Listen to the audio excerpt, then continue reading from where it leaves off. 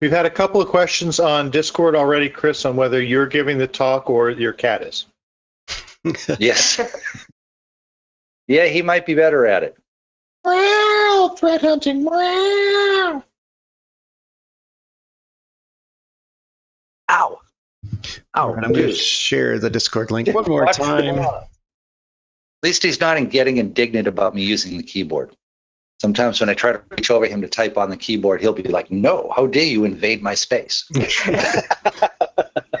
Cats love keyboards. This is my personal space. I didn't hear the name of your cat. Apologies. Oh, Boxer. Boxer. Hi. Yep. And if you saw what happened when you wake him up, you will know where he got his name from. Aha. Yep, he's funny. He will not think twice about waking you up if he wants something, but if you wake him up, oh, that's the end of the world. That's right. It's all about me. He's a hunter too, isn't he? Like he's one of those cats that brings presents that you do not really want. Sometimes multiple in a night, yeah. Yeah, that's great.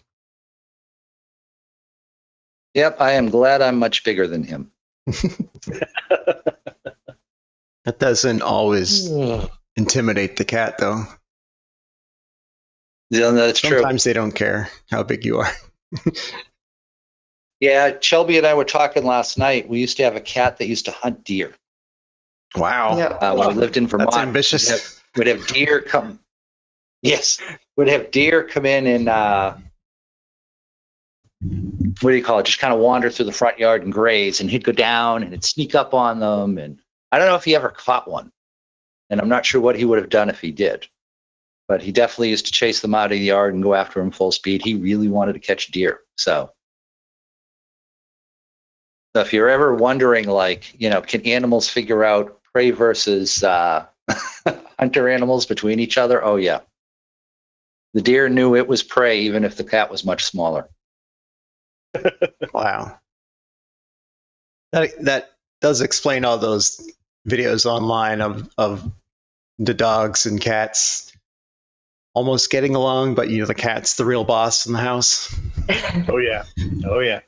Has anybody got any fun plans for the weekend? This is my fun plan for the weekend. Come on. Heck yeah. Rat hunting, of course. Come on, Chris. Yeah, tomorrow we're planning on going to the Florida version of a pumpkin patch. What's that? Which What is the is? Florida version? So pumpkins can't really grow well. Would that still be a pumpkin patch, or would it be something else? It's kind of a pumpkin patch. It's a fake pumpkin patch because I guess pumpkins can't grow well down here. So they get them shipped in. But to give people the experience of picking your own pumpkin out of a patch, they just kind of lay them on the ground in a field. And then you go into the field and just grab one. So the pumpkins didn't actually grow where you're grabbing them from. They grew in another state and were trucked in, but you're still grabbing them from a field. Sounds like a great opportunity to prank people. When all this stuff went down, where it was like I was going to be home for a while, I consolidated to one workstation at home and just been hammering the virtual machines on it. And it was like, I need something with loads of RAM, so I can just sit here and have like everything set up. And so, you know, like the way that I usually buy virtual machines is, the way that I buy machines is I buy like the used, you know, whatever from Dell or from, you know, Lenovo or all that stuff. And whoever set up the machine that I bought was insane. It had stupid amounts of RAM and like one insanely slow hard drive. And a RAID controller that was like, I couldn't put any decent hard drives on it. So I was like, oh no, oh boy. Yeah, so I ended up having to buy new chassis to be able to host different hard drives on it. Yep. But after that, I was like, okay, now it's actually a reasonable workstation. But I don't know. No wonder why they returned it to Dell. Yeah, Dell refurbs. That's just a great way to get good, really nice hardware. You're not sure what you're going to get, but if you got a little time to wait, it's a good way. Yeah, used if to you work kind of know as the space and you're willing to tinker around, it's a good way to get something. You know, it's like you sort of optimize of one part, and you know that you're going to need to end up replacing the other parts to fix it to what you need. But yeah, there's some truth to that. I used to work as the VMware administrator for a large university, and I think the one absolute truth when you're working with virtual machines is that no matter what hardware you buy, you always run out of RAM first. There's always CPU to spare. There's almost always disks to spare. RAM is the one thing that just evaporates. I can tell you in video editing, you can never have enough RAM. It's not possible. Oh, yeah. It's absolutely impossible. Yep. Well, hey, good morning, everybody. Hi, it's Hi there. Hey. So this is the class, right? Yep. Yep. We're already teaching. Yep. The class on RAM. How much RAM do you need? Yeah. So if you have any questions about for RAM, processing stuff, you definitely want to. I mean, like as a basis, the hardware level, you need to have a lot of RAM to be able to do things when you're trying to do lots of data analysis. oh yeah. Yeah. Important I thing. agree. Yeah. Actually, that would be the whole RAM class. Look at how much you have, and you need more. Triple yeah. it, and then add 20%. I did a 9-page blog on my system is running slowly, why? And one of the first sentences up at the top after TLDR was add RAM.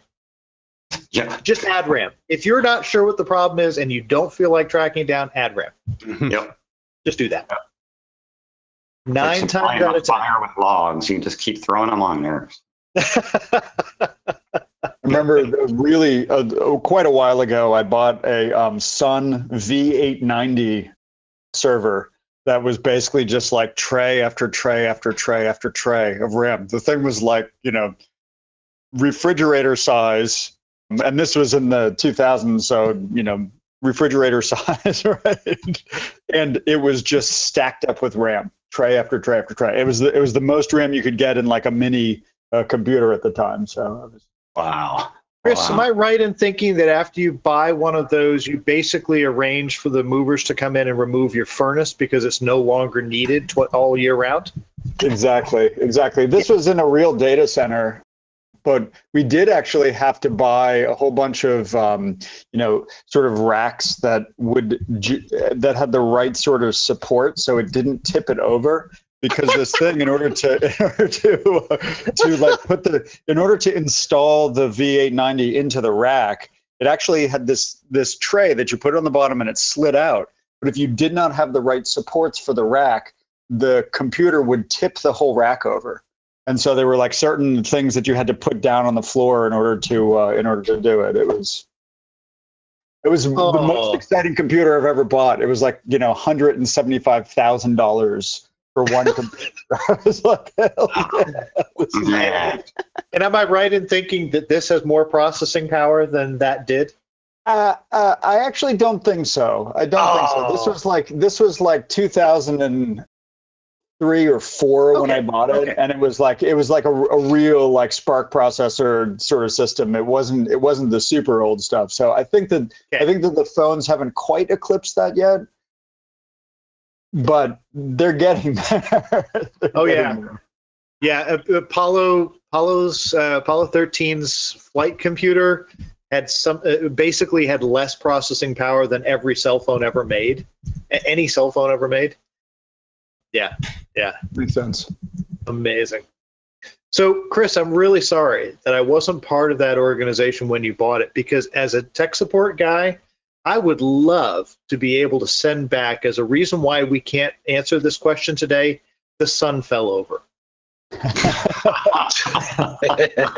That would just make my day, right? I think that you've read some of the same old like bastard operator from hell, blog posts that I have. So, Oh, yes. And if anybody on this call has not read The Bastard Operator from Hell, you need to. This is sadism in the computer industry back when you brought your processing job to a central place and then you came back a few hours later to get your printout.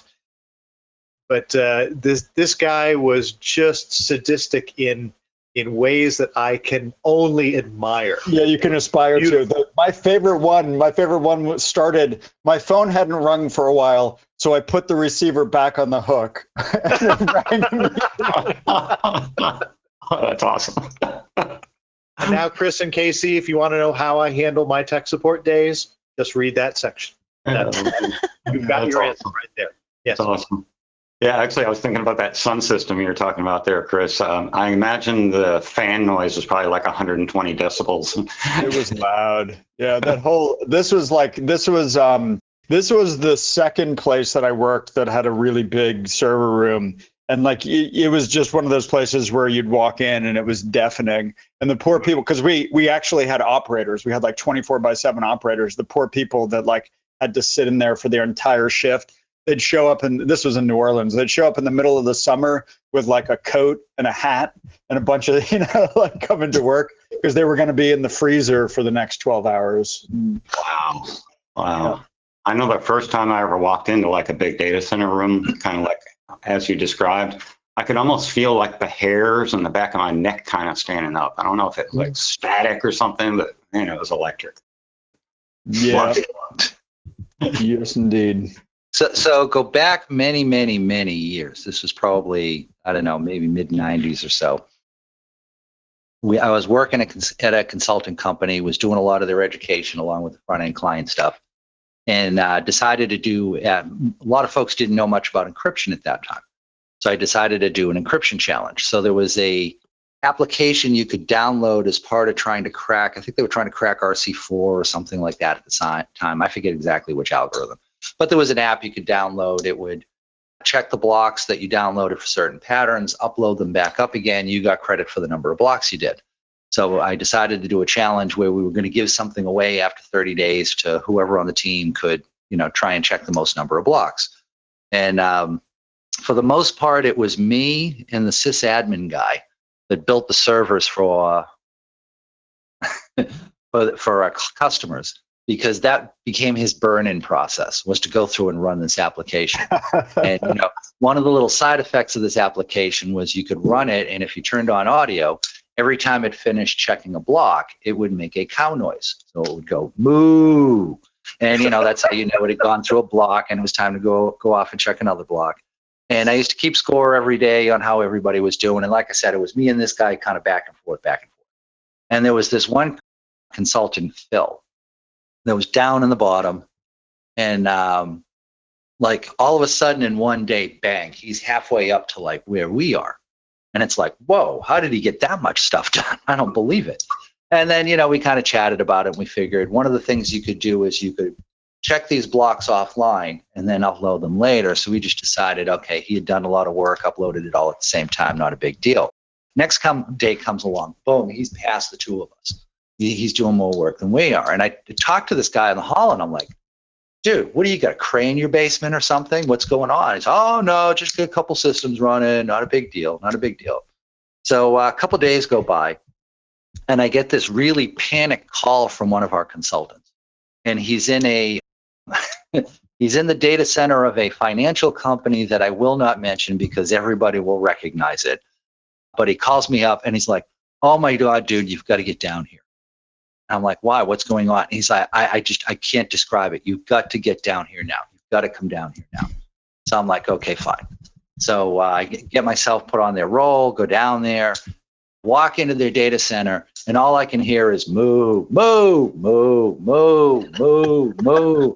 So Phil had gone in and installed this app on every single one of the servers at this financial company. So we quickly killed the challenge at that point. But of all the noises you hear when you walk in a data center, one that definitely catches you off guard is hearing all of the servers mooing at you as you walk in. So, and what was funny was Phil was one of these guys who was really like dry and druff and kind of insulting. So this financial company obviously had sysadmin and net admins that work there, and they had obviously gone into the data center and noticed that all of a sudden everything's mooing. But they knew Phil had been in there, and nobody wanted to challenge him to find out why the servers are now mooing. So they didn't want to say anything about it. Hey, it was Phil. We're just going to stay hands off on that one. So, yeah, I had to kill that challenge pretty quickly. Yeah. Yeah, just acting like, yeah, that's normal. Yeah. Every company, Yeah. the systems move. Yeah. Yeah, it's a herd of servers. Yeah, that's it. Were these gateway servers? Oh, yeah, there you go. The hotspots. Oh, yeah. That would be Nice Oh. one. I know Wait, there's what do you mean? Your servers don't move? What's the problem? Yeah. There's So someone made the comment, you can keep costs down on your home lab by acquiring hardware from work. Oh, no. Yeah, that sounds like No. crossing the gray line. I saw that Ew. too, but I gave the person the benefit of the doubt that you could purchase older used equipment, not like taking pens home. Yeah. My computer is your Yeah, computer. Well, although quite honestly, that works into being a problem because now, certain people are buying hardware on the cheap from the company and others don't, and that tends to piss off the other people. So what I've seen a lot of companies do is they just say, no, we're just going to recycle everything. Yep, destroy it. Employees don't get gear. We're just going to throw it away. Yeah, we're just going to destroy it. I found I saved a whole lot of money last time I bought a car with Grand Theft Auto. Yes. That took me out of the work environment for 3.5 years, but, it was worth it. And you got free room and board after that. That's right, exactly. The food wasn't great, but it was free. Seems like a win-win. I don't know. Yeah, that's a really tough way to get free healthcare. Yeah, Some people just need more structure in their life. I mean, that's fine. Chris Crowley, I know that you're not a normal face on our webcast, and I also know you had an upcoming class you're doing that you wanted to talk about. So if you want to take a few minutes to just say who you are and what the class you have coming up is. Yeah, exactly. So actually, it was funny. Somebody was private messaging me in the chat saying, "Hey, I was in your SOC class in this past December, not the the one that's coming up in December." So I actually have a class on security operations, and I was checking in with y'all just to mention it. I had done a talk at Wild West Hacking Fest recently on hunting, and so that's why. John and a few of y'all had mentioned it. So if you want to go find that talk to get a sense of sort of what I think about what I do and how I approach things, I basically wrote this class to try to help people get the larger picture on how all of this stuff fits together, right? The idea of like use case development, threat hunting, general operations, general capability in security operations. And somebody asked me the other day, like, why did you write this class? So you're a very technical person. Why would you write this class? And I said, honestly, I feel like in most of the places that I consult with and I've worked with, the biggest barrier for the people who are trying to do the work is that the architecture of security operations is like misaligned with the organization. And what I'm trying to do is train the people who are responsible for that alignment on how to actually make this stuff work so that when you go and do threat hunting, when you go and do use case development, when you're doing security operations, like you're set up for success initially. And so that's kind of the overarching concept of what this SOC class is. It delves into a lot of really technical stuff, but it's not specifically a technical class. And so I have a lot of technical chops. I have a lot of technical capability, but it's not the class that I wrote because I felt like the biggest benefit that I could give kind of to the community was, let me fix this management problem that we have. Because most people, it's like a lot of the technical things that I interact with, a lot of people are like, yeah, you should have a SOC, and we'll just like leave that as an exercise to the reader to go and figure out how to do all of that organizational alignment and architecture and stuff. So that's what it is. So I did want to mention it. I did also want to mention that for those of you in the edu space or the gov space, I'm basically offering it half off. So if you are if you register with an edu or a .gov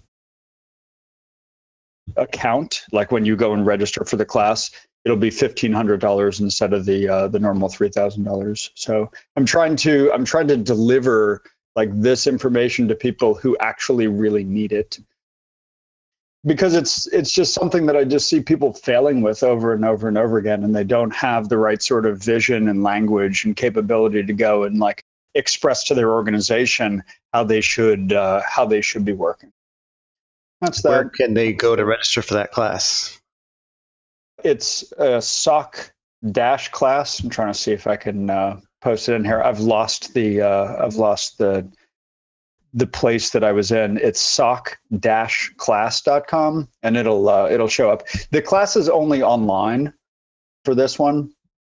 Basically, I was planning to run it in Vegas this December, but things are just like totally insane in terms of travel, and I just shifted it. So I'll probably have an in-person next. I think I've scheduled it for March. Is the next time that I'll do an in-person one. I personally much prefer the in-person training. I find that like people get more engaged and they're more capable in terms of just like sharing information, as opposed to sharing information about their organization when they're online with a bunch of strangers. However, it has been interesting. The thing that I've found with the online sessions, and this is going to sound weird, but I feel way more energetic actually teaching online than I do teaching in a classroom. For somehow it's like I can sustain, I can sustain a better kind of energy level. We've had a few people who have said that this is their first ACM webcast, so welcome. And some of those people have also asked for the rest of us to introduce ourselves. So you'll see we got Ryan up here. Ryan takes care of our YouTube pages. He makes sure that all of these classes are recorded and the recordings get out to you guys so you can see them later. Correct. Ryan makes us look good. I try Yes. to. And that's a tough job, I'll tell you. Yeah. Say that again. Look good and sound good. You have any idea how long it takes to airbrush every individual frame of a 2-hour webcast? Oh, when you got a rotoscope, it's a long time. Got to outsource that one. Yeah, that's not even full time. That's like 80 hours a week. Sorry to interrupt, Shelby. Oh, you're good. Yeah, I'm Shelby, and I'm on the content team with ACM. I help put together the webcast and all that kind of stuff. The other people that you'll see in Discord helping you out and that are up here right now are Keith, who, if you go over to our blog, he's been doing a ton of malware of the day posts. They are super awesome, so I would go check those out. Then we got Chris, who is presenting today, so I'd assume most people know who he is. He's the COO of Active Countermeasures. Then we have Bill Stearns. I don't even know where to begin explaining what he does. Because there's so much. I do 1,001 applications he's created that he had to list for a company he was working for, so they knew they would not get credit for those. Sad to say that's not an exaggeration or rounding. Yep. Oh, looks like we have a little puppy on the camera there. It is. Well, introduce us, Casey. All right. World, this is Lexi. Lexi, Hi, Lexi. the world. Well, between Lexi, Chris's the new- boxer, Oh, go ahead. between Chris's boxer and Lexi over at the Chew household, I think we've got this webcast done. The rest of us can all head off and grab some lunch. That's There right. you go. Yeah, just let the cats and dogs take over. It'll be fun. Yeah, what could go wrong? She is gorgeous. There we Thank go. you. Yeah, we got her a week ago, so she's our new family member. Oh. So I still think soft we and need to do a fluffy. DNA test. I think we got a guinea pig, not a Yeah, dog. this Oh, stuff now is come not on. real. So we got a question. What breed is Lex? Lexi is it's called a Shorkie Poo, which is a Shih Tzu, a Yorkie, and a toy poodle. So we'll see what happens, what she grows into. No idea. Wonderful. Yeah, and I'm going to feel real manly when I go to the vet and say it's a shorty poo. See how old she was? She is 3 months today. Incoming. I've got another animal. Oh, I see. Uh-oh. Oh, it's a cat. There's- I think it's a cat. Right on cue. Oh. Oh, cool color. That's awesome looking. Yeah, it's almost like almost light silver. Yeah.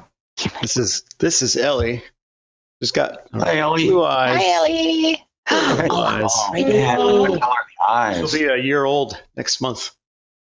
Oh, nice. Oh, very cool. Yeah, the light. Is Not it very heat? good with maintenance. It's a so she. this is all I've got. It's showing bell time.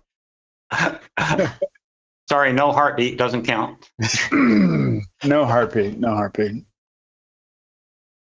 I mean, it doesn't have to be warm-blooded. It's Oh, I do have a cold-blooded animal upstairs, but it would be upset at me if I took it out now.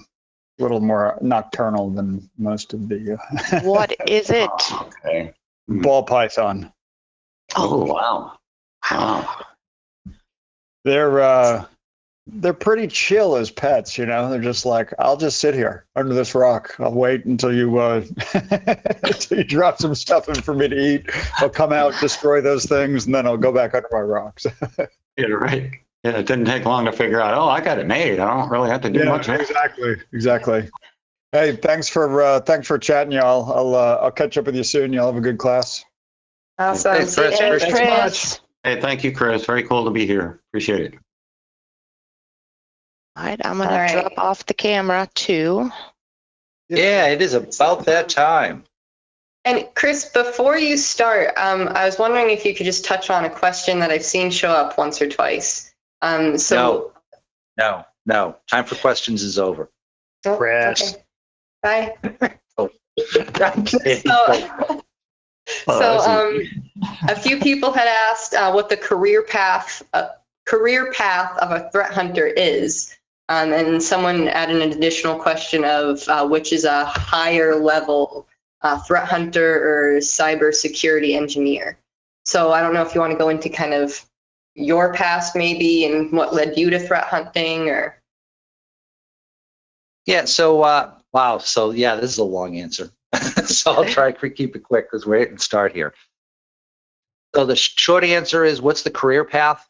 This is like dripping of purple team, meaning that in order to get really good at this, you need to know how the attacks work, but you also need to know all of the defensive side of this whole thing as well.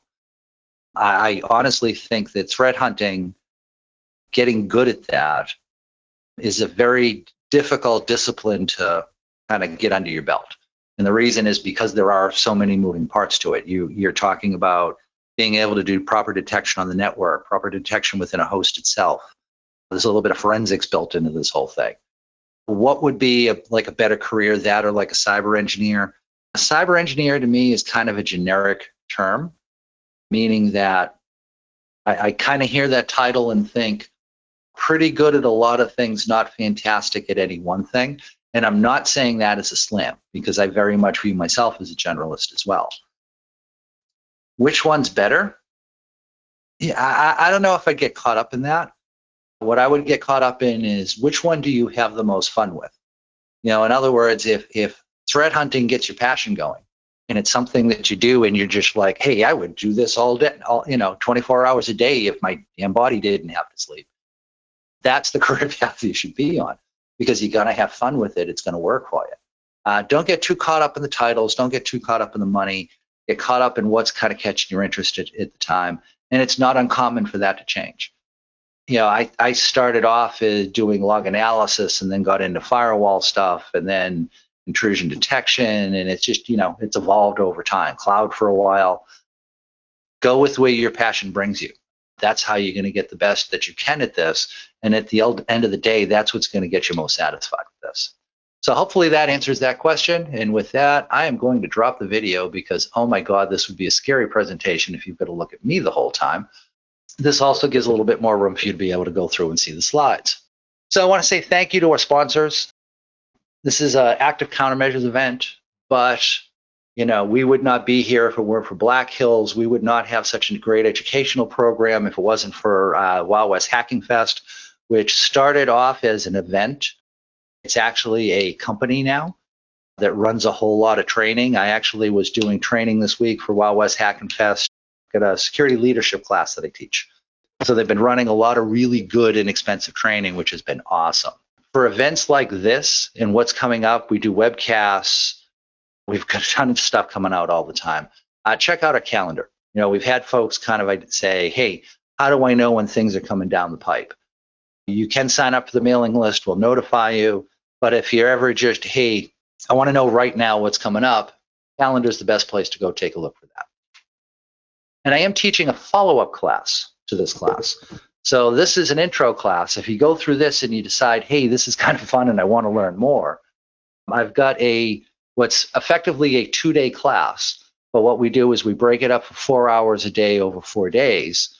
That's going to be running in a couple of weeks from now.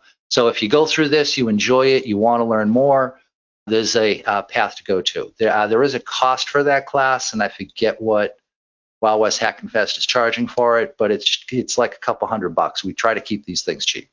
Want to keep a lot of the reason for that is if you can get work to pay for your training, great. Then it doesn't really matter what it is so long as your work has the budget for it, right? One of the problems we have in security today is that now and for at least the next 5 to 7 years, we don't have enough people to work in this industry. There's more jobs than there are people, which is good for us as we're trying to go after jobs. It's bad for those of us that need to try and hire people into these jobs. So one of the things we try to do is keep the training cheap enough so that, if you're an IT person and you're trying to think about security and work doesn't want to pay for it, well, if the class is $300-400 and you think you're going to get real value out of that, that's usually something people can go after if they need to. So that's why we keep the cost of the classes down so much. So before we begin, you should all have that link already. You should also have a copy of the slides. Where can you get the slides? You can get them at that link. Wait a minute, Chris, isn't that kind of redundancy? I need the slides to know the link, but I need to go to the link to get the slides. Yeah, well, I'm going to keep this up here for a little bit so you can just type it out if you have to. But you should have gotten that link as part of signing up for this class, because this is where you download the VMs. We also have a PDF of all the slides I'm going to cover up at that link right now. We'll also be posting audio video from this presentation up on that link. Give that a couple of weeks to get posted. It's going to take a little bit to get the video edited down and get it commented and come up with a transcript and all the fun things that we do to make sure it's as valued as possible. But that's where you got to go to get the VM. There's been a lot of discussion in the Discord channel that sometimes it's run a little bit slow. I apologize for that. We've had well over 1,000 people sign up for this class. So some of what you're running into is kind of contending with everybody else. We apologize for that. But, at the same time, hey, we're trying to do the best we can without having to charge anybody for anything. So logistics, top of every hour, I'm going to go through and do a break. This says we'll do a 30-minute break at the midpoint, or a 30-minute break at the midpoint, especially since it's Saturday. A lot of people have personal stuff they got to deal with too. The first hour and the third hour, we'll do a 10-minute break. The top of the second hour, we'll do a 30-minute break. And all the discussion is taking place in the ACM webcast chat on Discord. If you don't have a link to that or you don't have an invitation for that, go ahead and in the GoToMeeting chat, just say, hey, I need a link to the Discord server, and somebody will take care of you. So if you've been doing threat hunting or log analysis, trying to find the bad guys on your network for a while, I'm going to talk about some things and I'm going to buck some trends. And there's a reason for that. The data shows, and I will cover this in just a little bit, but the data really shows that what we're doing is wrong. What we've been doing for a while is wrong. And we keep doing the wrong thing and things keep getting worse. So a lot of what I'm going to talk about kind of bucks those trends. In other words, you could go learn threat hunting anywhere else and they're going to teach you something different than what I'm teaching. And the reason for that is they're teaching more kind of the classic stuff that everybody's been discussing and agreeing on. And my thing is, it's not working. We need to do something different. Hey, here's something I found that works better. So there may be a little bit of a cognitive bias that you're going to deal with as you go through this. Oh, no, wait, Chris, you're saying look on the network. I always go through system logs. The way to do this properly is to go through system logs. Well, maybe it is, maybe it isn't. Keep an open mind. So if you think about how we try to catch the bad guys, what do?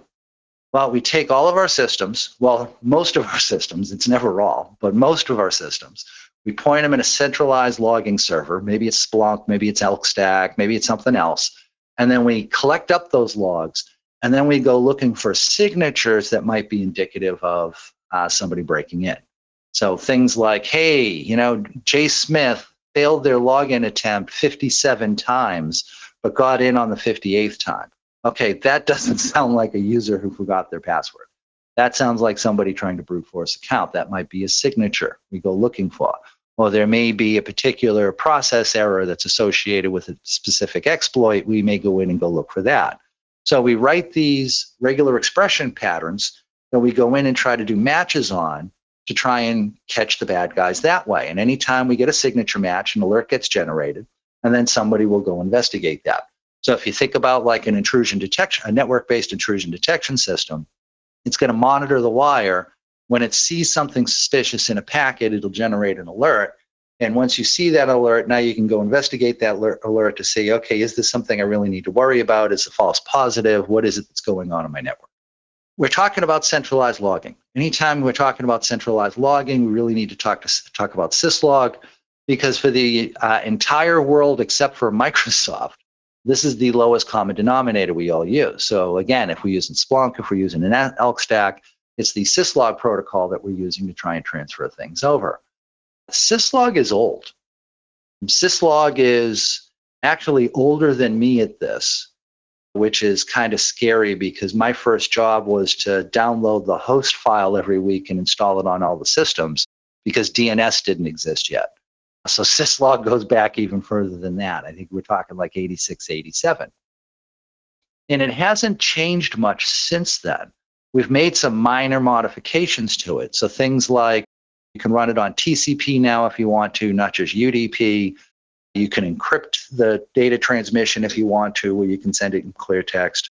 What hasn't really changed is how these log entries get categorized and sorted.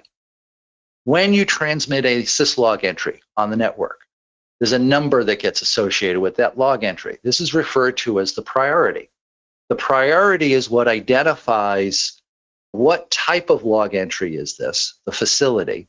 So there are a bunch of different facilities you can choose from. Things like, this could be an SMTP process, this could be a UUCP process, this could be something that has to do with authenticating to the system. So that's what the severity, that's what the severity, the facility is. The severity is how important is this message? Like, if I'm just going through and I'm just giving kind of status updates of the application running, I might say, oh, these log entries are informational. I can have something be a warning if that log indicates that maybe the application just crashed or something along those lines there. So the combination of the facility with the severity is where this priority number comes from. Now, that's not a whole lot to work with. So remember, this was generated in 1987. So we have facilities that we never use today, like UUCP. Nobody uses UUCP to transfer messages anymore. That's dead. We all use SMTP. And it's so old, it predates a lot of technology we really rely on today. Like there's nothing for a web server. There's no facility for a web server. You have to kind of pick one of the private ones or try to double use one of the other facilities. There isn't one specifically for that. Along those lines, there's also nothing really for security. There is a facility called Security Log Audit, but it's specifically for events that are around the security logs themselves, not for security events within the system. Really what we would want is a severity level that is security. So now think about this. If we had a severity level that was security, we could go in and tag our log entries as being security related. That would make it a whole lot easier to figure out on our centralized logging side which of these log entries are actual security events and which ones are not. The problem is we don't have that. So the tools built into syslog to help us sort and organize these facilities and severity are absolutely useless to us. So what we end up doing instead is trying to pattern match on the actual message itself. So I might have a regex match that says, oh, hey, anything that has to do with SSHD, trigger an alert, so I go take a look at that. Well, now I'm looking at all SSH level log entries. That may be more data than I want to actually work with. And we need to be careful here because we kind of have this attitude of, oh, you have a problem, throw more data at it. Oh, we have a problem, throw more data at it. We're still not catching the bad guys, well, log more stuff, right? That's always the answer. So add more data to the pile. You can't find the needle in the haystack that's in the, that's in the wastebasket sized box. So let's fill the barn with hay and try and find the needle that way instead. That doesn't work. That doesn't help. So our problem is we don't have a really good way to go through and parse and find the stuff that we need. So regex is almost kind of a workaround for that. And when things go wrong, our response is to try and just throw more data at it, which quite honestly actually makes the problem worse, not better, because we have more stuff we need to sort through. Also, there's no consistency of context. By that I mean the way Apache and Nginx may log the same type of an event is going to look different, which means my regex pattern for Apache probably isn't going to work for Nginx, and it's certainly not going to work if I try and move all this stuff over to the Windows platform. So we end up with all these unique signatures that we're trying to deal with all the time, which means it's real easy to go through and miss things. And as I said, not everything is going to generate log entries. In other words, it's not uncommon to have like industrial Internet of Things devices or network hardware devices that don't log to syslog. And if they do, again, there's no standards around this, so who knows what you're actually going to get for information out of that thing. It's also one of the things that kind of concerns me is it's a failed open system. By that I mean, if I'm saying this particular system, part of securing it to make it safe to use on the internet is I'm going to collect its log entries. Well, nothing prevents that system to connect to the internet if I forgot to have the log entries on that sent off to the centralized server, right? So it's a failed open system, and that we could try to implement this for security, but if we're missing it anywhere, we don't know. We may set up a system to send things off to syslog and it might break, or somebody might kill a process or make a change that stops that from happening. And again, because it's a failed open system, we're not going to get a notification to that, right? So if my web server stops logging to the centralized logging server, unless I specifically go in there looking for web server logs and notice they're missing, that server is going to continue to get access to. I may never know that actually happened. So what are signatures? Well, like I said, it's a regular expression match. So I may go in and say, hey, if you see the character string SSHD, and then you also see in that log entry the character string failed, that may be an indication of a failed login, so generate an alert off of that. Our ability to go in and kind of manipulate this stuff is fairly simple, which is one of the reasons why we get such a false positive rate. Come on, let's be honest with each other. Centralized logging, a lot of times we just ignore it. And we ignore it because we start seeing a lot of alerts that don't mean anything. They're not the events we actually want to have to follow up on. So we kind of get this cognitive bias where we just learn to ignore it. We're logging things, so we must be okay. Well, we're not really doing a decent review on them. And of course, that means if they do record something helpful, we're going to miss it. And by the way, this is the way we've been doing this forever. When you look at like centralized logging as a security solution, this is one of the first things we ever tried to do. Before firewalls or anything else, this is what we did. And we're still, for the most part, working on that same model where, hey, write some signatures to pattern match on things you see and then follow up on those. This is the way we've been doing it since the 80s. This says the 90s, but yeah, you can track that all the way back to the 80s. And it's not working. Bad guys are still getting in, they're going undetected. We've had centralized logging and the ability to go through those system logs using regex and matching on facilities and severity when that's helpful. And that has been in place for over 30 years now. How's that working out for us? Not very good, right? I've got a couple of links here, but quite honestly, there's a ton of more references out there. When you start looking at the data, we do really good at keeping the bad guys out for the most part. What we do bad at is if they get past our defenses and they get in and get access to the network, we're probably not going to detect them. And I know that's a very brash statement, but it's true.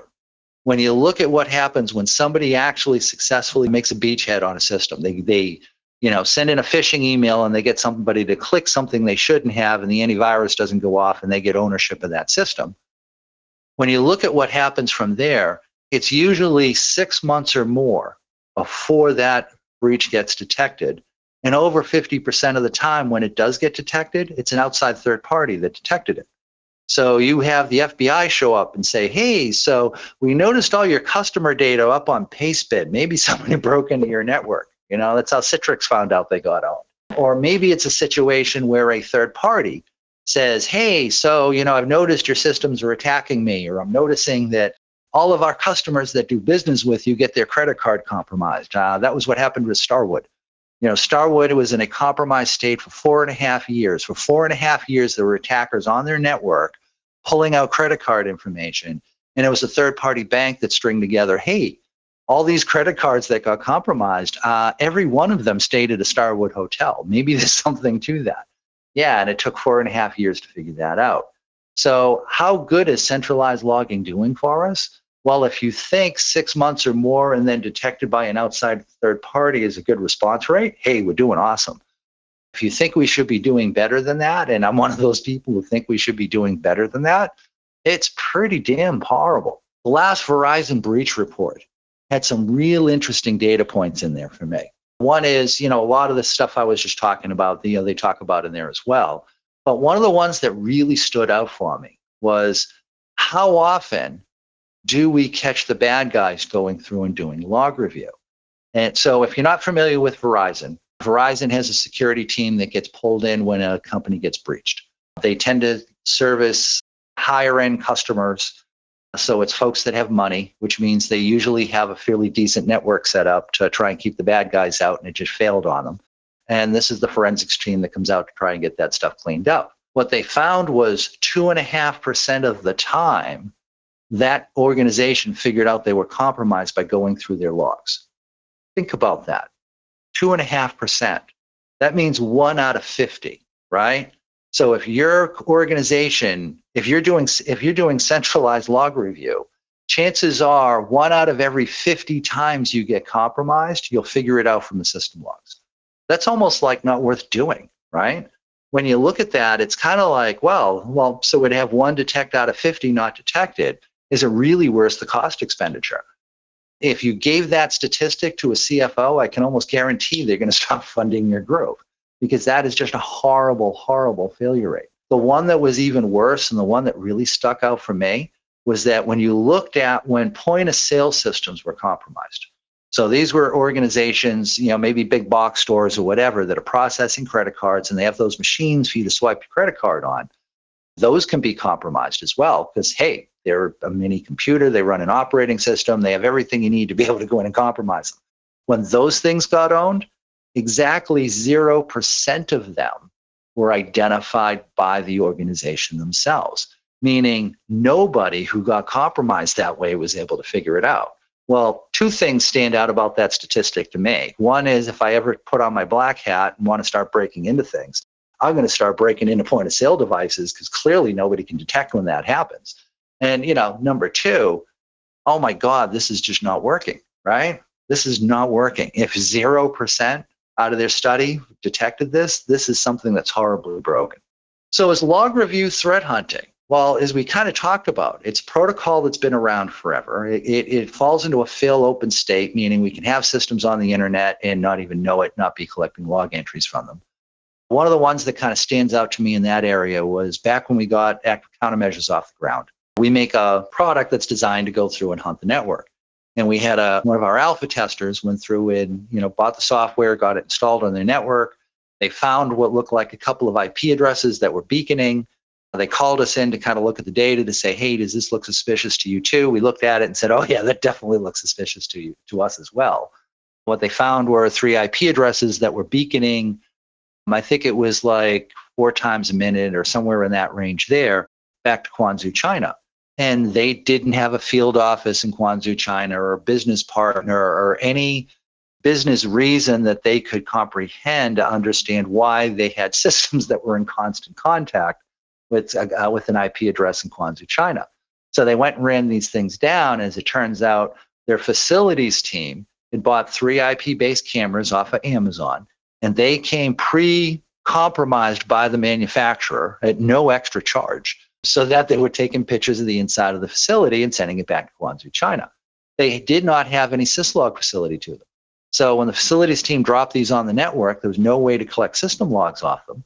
It was going out to Guangzhou, China. They hadn't done anything on their perimeter to kind of look for traffic that might go to suspect networks out on the internet. So they had completely missed these things until they went in and actually did a real threat hunt. And then it kind of stuck out like a sore thumb for them. So is system logging, real threat hunting? In my opinion, no. It may be very helpful for forensics on the back end. In other words, once we identify the threat and we're trying to run down the full scope of that, sure, I think system logs can be really helpful there. But when you look at, is it a good way to try and find the bad guys? The data clearly says otherwise. Again, average dwell time they spend on your network is 6 months or more. That's horrible. That to me says the processes we're using today, they're just not working. We've got to come up with something else. Well, we have kind of come up with some other things we can try too, right? Things like threat intel feeds. What's threat intel feed? Well, that's a list of IP addresses or domain names where somebody thinks they've seen something bad in the past. So, we should just go through and block access to that will be good, right? Well, wait a minute. This is that same kind of regular expression pattern matching that we were talking about with logging that didn't work. The other issues you run into here are things like attackers use shared IP address space. Also, they cycle their IPs fairly quickly, usually as often as like once a day. So by the time you get a threat intel list telling you this IP address is hostile, they've moved on someplace else.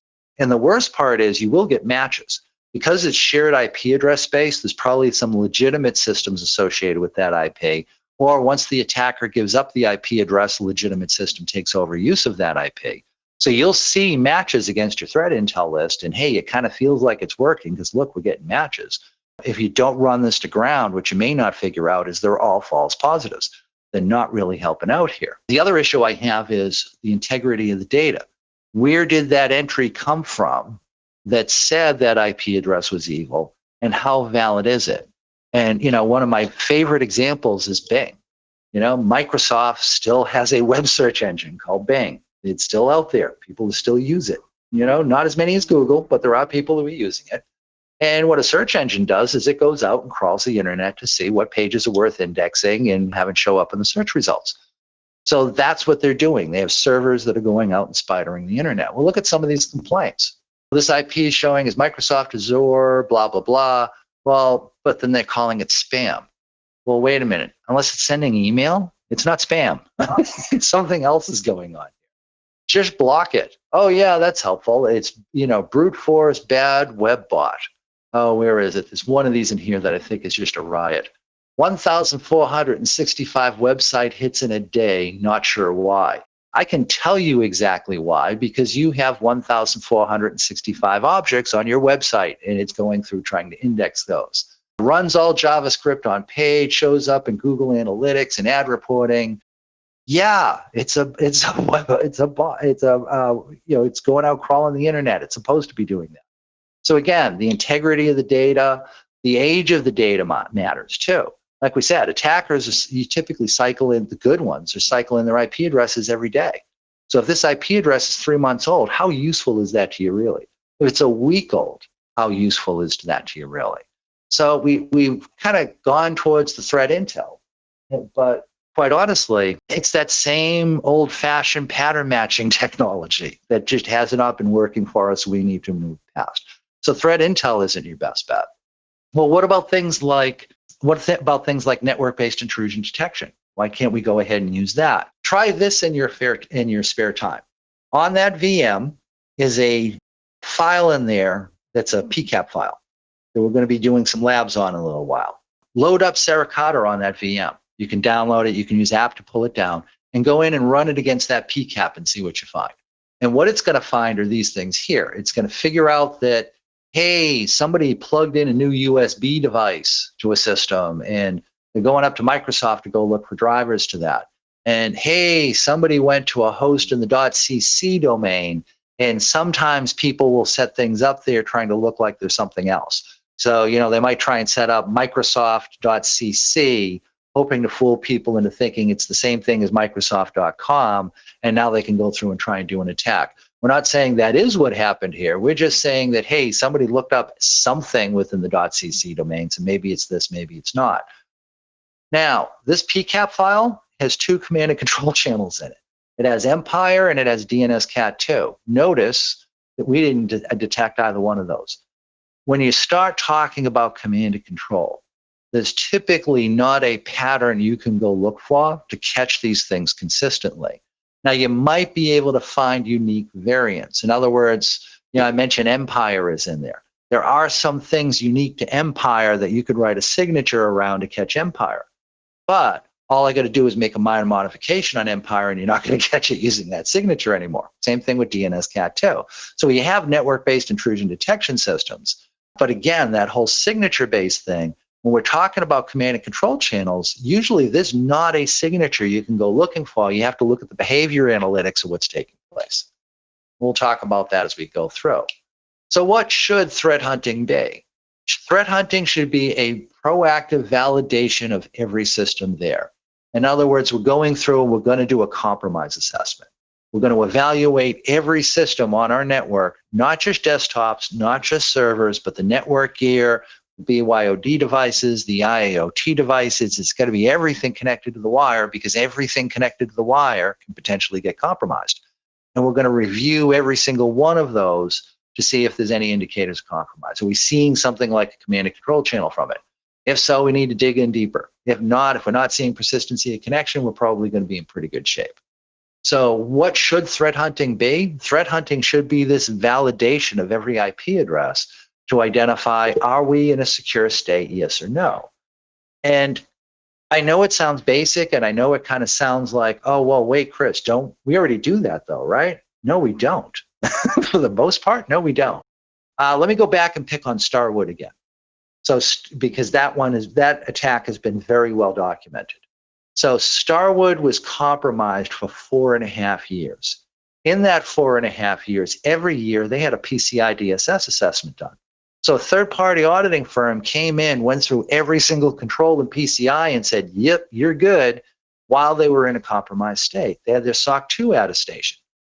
Got that every year while they were in a compromised state. They had their ISO 27001, again, every year while they were in a compromised state. They were purchased by another company that came in and did due diligence. Due diligence is, we're going to go through and give you an underwear inspection to make sure there are no hidden surprises. We want to make sure that you're not actually broke when we think you've got millions of dollars in the bank. We want to make sure that connecting your network to ours isn't going to be a liability, so we're going to evaluate your network to make sure it's not in a compromised state, or at least that should be part of it. And yet, they were purchased, and this was totally missed for 4.5 years. For 4.5 years, until this little bank said, hey, 10 of our customers, I think it was about around 10 of their customers, had their credit card compromised. And when they started running through the charges on each of those customers, the one thing they all had in common, you guessed it, they stayed at a Starwood hotel. So here's a large network that has all these security attestations that are doing all these security checks, and they didn't catch the fact that they were compromised until an outside third party told them about it 4.5 years later. So what should threat hunting be? Threat hunting should be something that keeps us out of that type of a position. It should be doing an evaluation of everything on the network. It should be doing a compromise assessment so we know if there's anything that needs to get mitigated. So when you think about most security tools, they're going to fall into one or two categories. They're either going to be protection-based. These are our things that we do to try and keep the bad people off of our data or out of our data and off of our network. Then we have our response tools. This is what happens when we know they broke in. Our firewall or intrusion detection or two-factor authentication, all that stuff tried to keep the bad people out.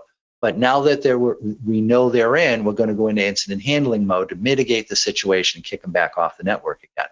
The problem is that 6-month gap in the middle. How do we figure out when our protections are failed and we need to go into response mode?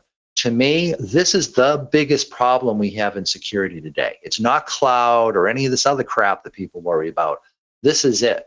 that the fact that attackers can run around on your network for 6 months or more before they're going to get detected, this is the number one concern I feel we have in security today. So this, to me, is the number one thing we need to work on solving.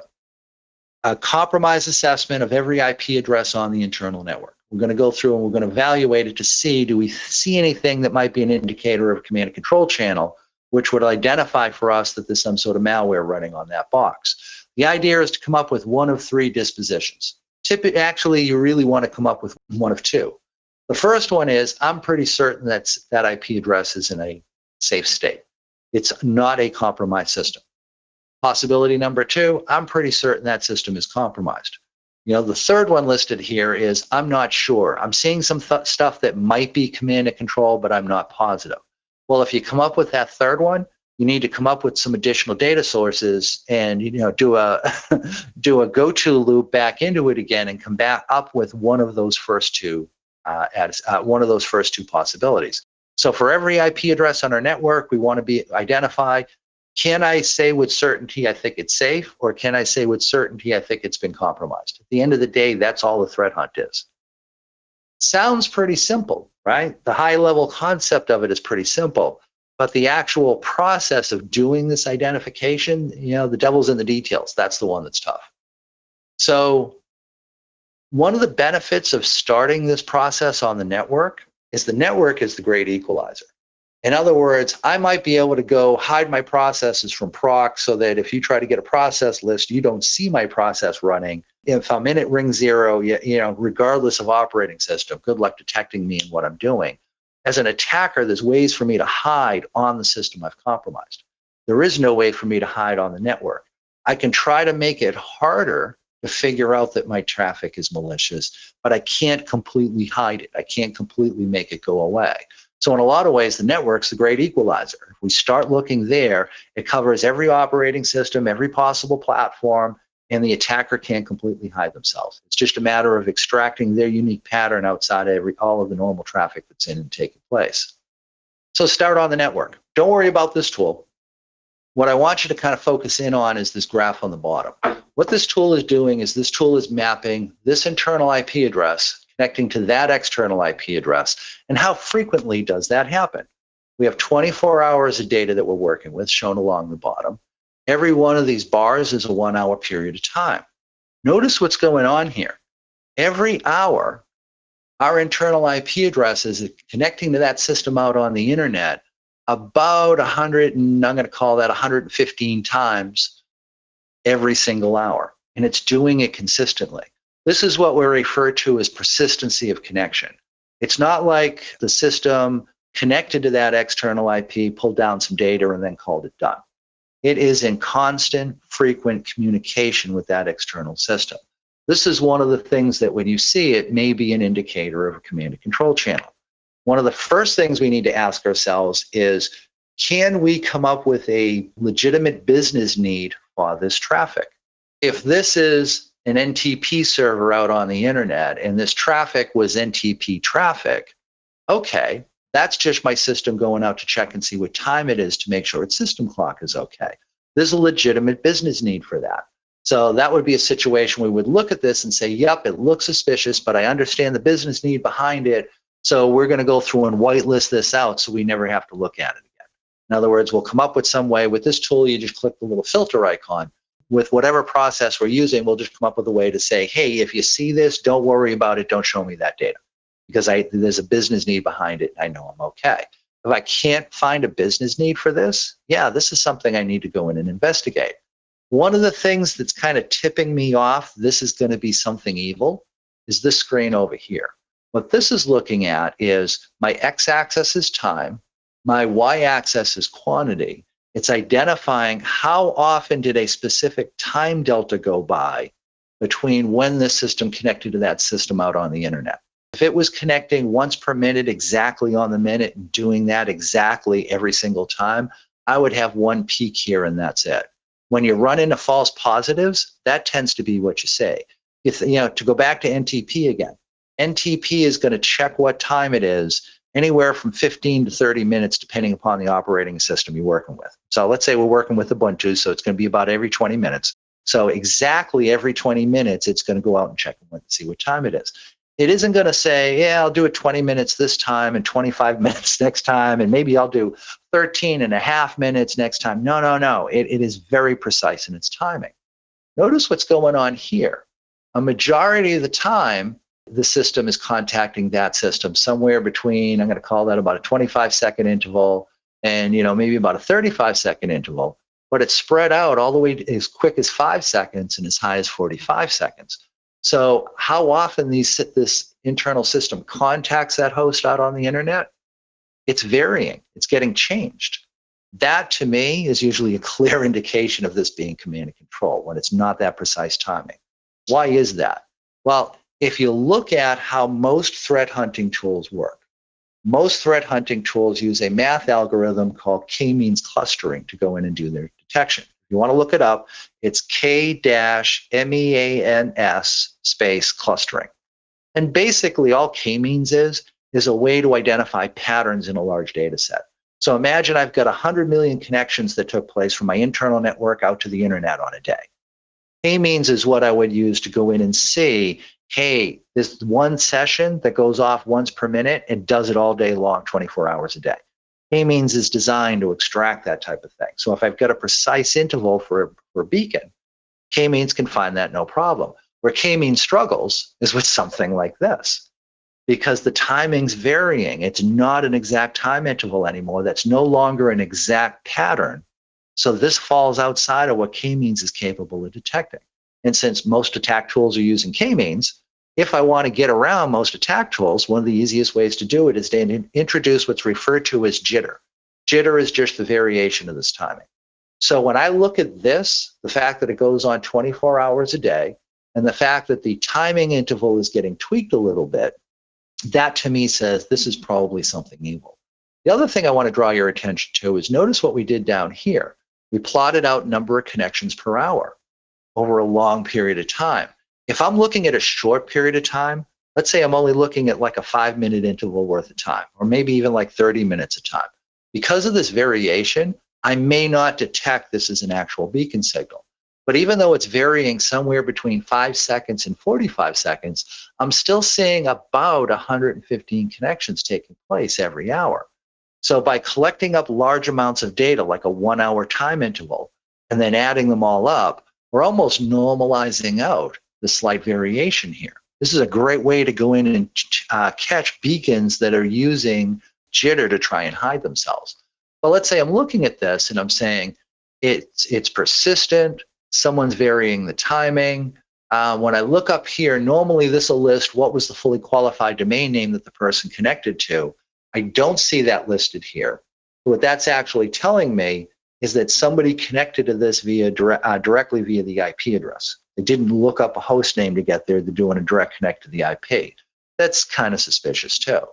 So let's say I'm looking at all this stuff and I'm saying, yeah, I'm leaning towards it being evil. But do I know that for sure at this point? Not really. I've got a lot of suspicions, right? It's in persistent connectivity. It's varying the timing. There's a lot of here that really says to me, yeah, I'm leaning towards thinking it's evil. But can I definitively prove that at this point? No, I can't. Well, we talked about those system logs. And I talked about you don't want to use your system logs for threat hunting, but they can certainly augment your threat hunting process. For example, one of the capabilities this tool has is the ability to jump out to another piece of software that's keeping track of what applications are creating network connections on the network and to review that. So that will allow me to go over to this other tool and say, hey, what application running on this IP address connected to that IP address during this time frame? So in other words, what made these connections? Well, when I jump into that tool is telling me, oh, it was just Notepad. Don't worry about that, right? Yeah, everybody runs Notepad. That's not a big deal. Oh, no, wait a minute. Wait a minute. Notepad doesn't make network connections, right? And if it did, the only thing I would ever expect it to connect to if it connected to anything at all would be a Microsoft server, right? Because this is something bundled in with Windows. But Notepad should not be connecting on the network. You can see it's a consistent case here. It's connecting to TCP port 80 using HTTP, And again, it's doing it 115 times every hour, 24 hours a day. That's a problem. Am I saying don't bother keeping track of system logs? Of course not. We can still leverage that information. But if I went through my system logs and the only thing that I was looking for was like, oh, hey, show me what systems are running PowerShell. Well, this isn't running PowerShell. It's running something named Notepad, but Notepad is doing a network connection. So this is bad. The other thing I like about this type of a setup is imagine we saw this, right? And we say, okay, it's suspicious. Let's jump in and look to see what application did that connection. Let's say I went to this screen and this tool told me I did not see an application connecting to that IP address on the internet. Okay, one of two things is going on. Either we don't have the software installed on the endpoint to collect this data, so we're not running Sysmon on that system or something similar, or the attacker is really good at what they do and they're hiding their processes such that we're trying to log what the processes are connecting to on the network, but the attacker took specific steps to hide that type of activity. Finding hidden processes on a system is hard. SANS has very lengthy, expensive training to try to get you at the skill level necessary to be able to identify that type of thing. You know, it's not an easy task to do, but here it actually is. So if I drop into this screen and I don't see an application doing that connection, here's what I do. I go up to the search criteria shown at the top here. And what I do is I say, delete and everything that's after that. In other words, I want to look at just what was logged from that source IP. One of two things are going to happen. Yeah, I'm going to do that and still nothing appears down here, which that tells me, okay, I don't have Sysmon running on this endpoint. Or I go through and do that, and now a bunch of stuff pops up here, and it starts saying things like, oh, hey, yeah, I saw Chrome going out to Google. I saw Microsoft, update running out to Windows.com. I saw all these other network connections taking place. Whoa, wait a minute. So if it recorded all of that legitimate traffic, but the one thing it didn't record was something that looks like a command and control session, oh, you've got hidden processes on that system. What I really like about this is how much skill does it take to simply delete information, hit the enter key, and look for one or two possible conditions. Not a whole lot of skill needed for that, right? This is something we could actually teach our junior analysts, meaning that we don't always need the most senior person on the team doing threat hunting. If we come up with the right tools, we can actually empower lower skilled individuals to go through and do an effective threat hunt. So where do you start? So we want to go looking for command and control on the network. The easiest way to go through and do that is just start capturing traffic on the wire. V Zeek is my tool of choice. It's not an intrusion detection system. It doesn't record only when it sees something interesting. It records summary information of every session that went by.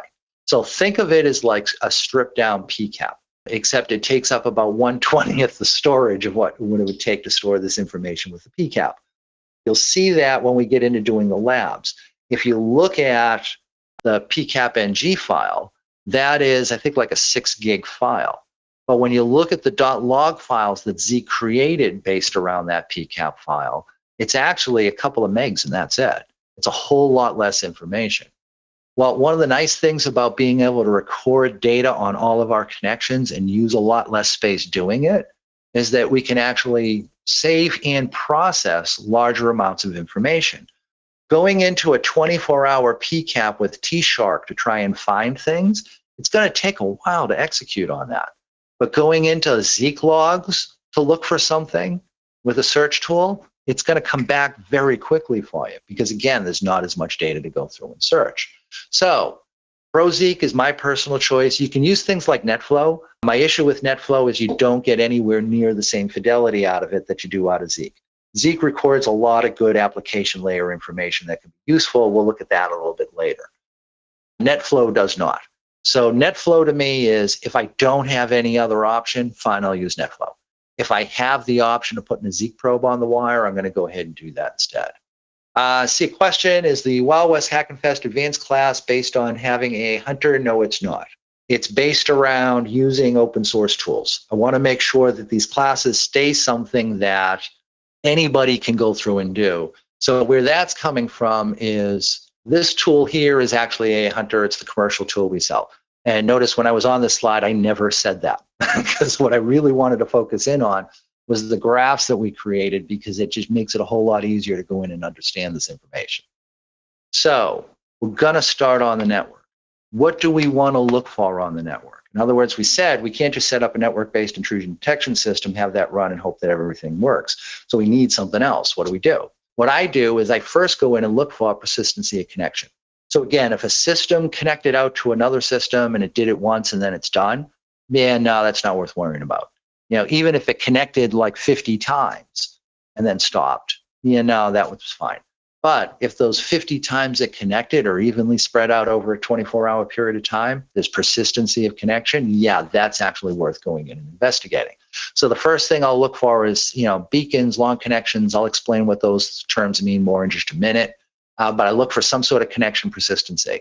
The next thing I'll go in and look for is abnormal protocol behavior. What if it's traffic going to TCP 443, which is the port that's normally used for HTTPS traffic, encrypted web traffic? Well, HTTPS uses the SSL and TLS protocols to protect that session, which means anytime you get an HTTPS session, you're going to first see SSL client hello packet go from the client to the server. Then you're going to see an SSL hello packet go from the server to the client. And then you're going to see a copy of the server's digital certificate sent from the server to the client. You might see the client send a digital certificate to the server that doesn't happen all the time. It happens maybe 5-10% of the time, if you specifically configured it that way.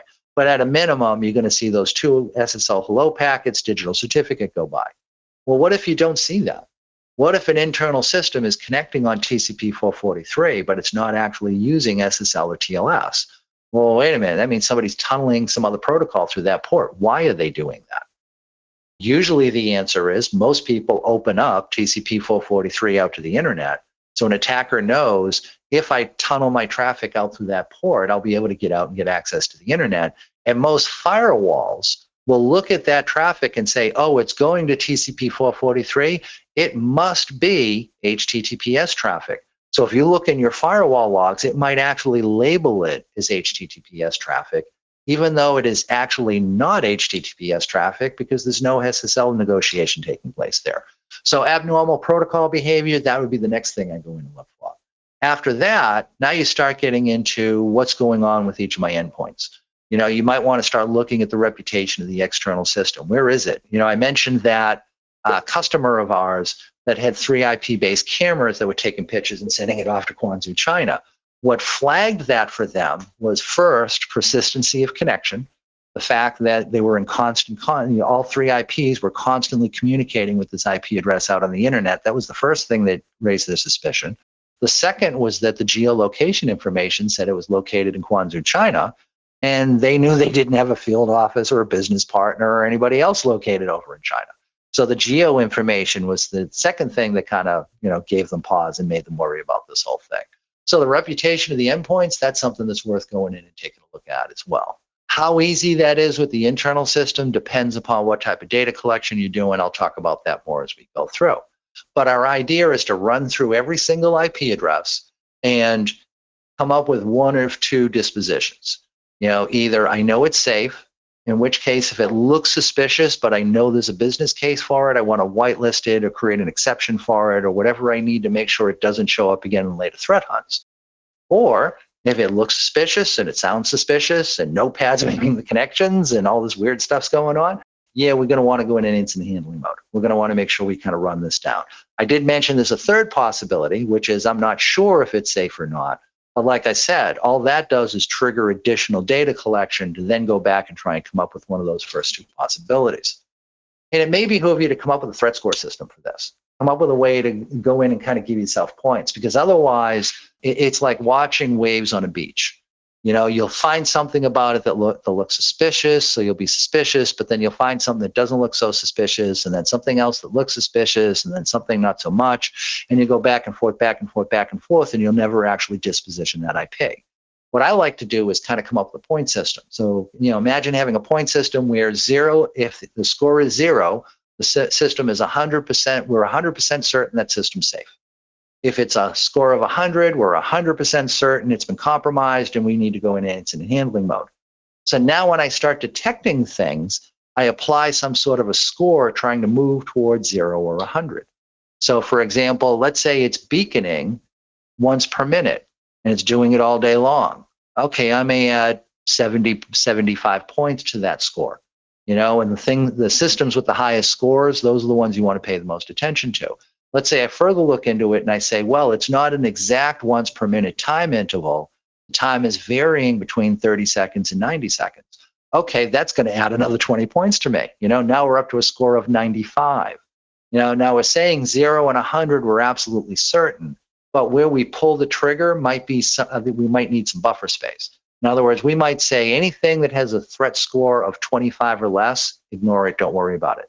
Anything that has a threat score of 90 or higher, yeah, we're going to go in incident handling on that. In which case, now that one example I just gave, we had a score of 95, yeah, that's something we're going to go in and pay more attention to.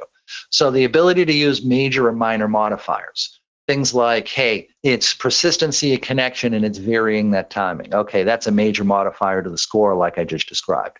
What if we also notice that the user agent is unique within the environment? That one to me is a minor modifier. I might add 5 points for that, and that's it. Because yeah, it's unique and different could be a problem, but it's, you know, we all have unique stuff on our network. It happens. So some score examples that are major modifiers, like I said, persistency of connection, moving a lot of data might be another one. Unexpected, although, you know, if somebody's pulling down the VM for this class, that would be bad. What I like to do is watch how much data is leaving my environment, because inbound data, that's just a matter of what sites people are hitting. And, you know, if you have a lot of users that are watching videos versus reading text on a page, yeah, you're going to see a lot of data coming down. And that's not necessarily an indication of something bad. But anytime you see more data than expected leaving your environment, that's worth paying attention to. Who sent that? Who's sending that data out and why, and what data is it? That's something that's worth going in and paying attention to. Some of the minor modifiers, like I said, things like a unique client signature. It might be they're talking to a server that has a self-signed digital certificate. That's a minor modifier for me. And there's a couple others we'll go through and we'll kind of talk about them as we hit them. So does doing this, going after C2 to try to find compromised systems, is there blind spots to this? In other words, are there situations we might not be able to check with this methodology? And the answer is yes. No process is perfect. It never catches everything. But this does catch a good 99% of what's out there. The exceptions are self-propagating worms that don't try to set up a command and control channel. And NotPetya is probably a great example of that. So NotPetya, Ukraine was attacked. The evidence points to Russia. You know, Russia wanted to try and disrupt their economy as much as possible. So malware was put on a server that everybody who did business in the Ukraine needed to access and use for tax purposes. So they compromised that server. People started downloading this file.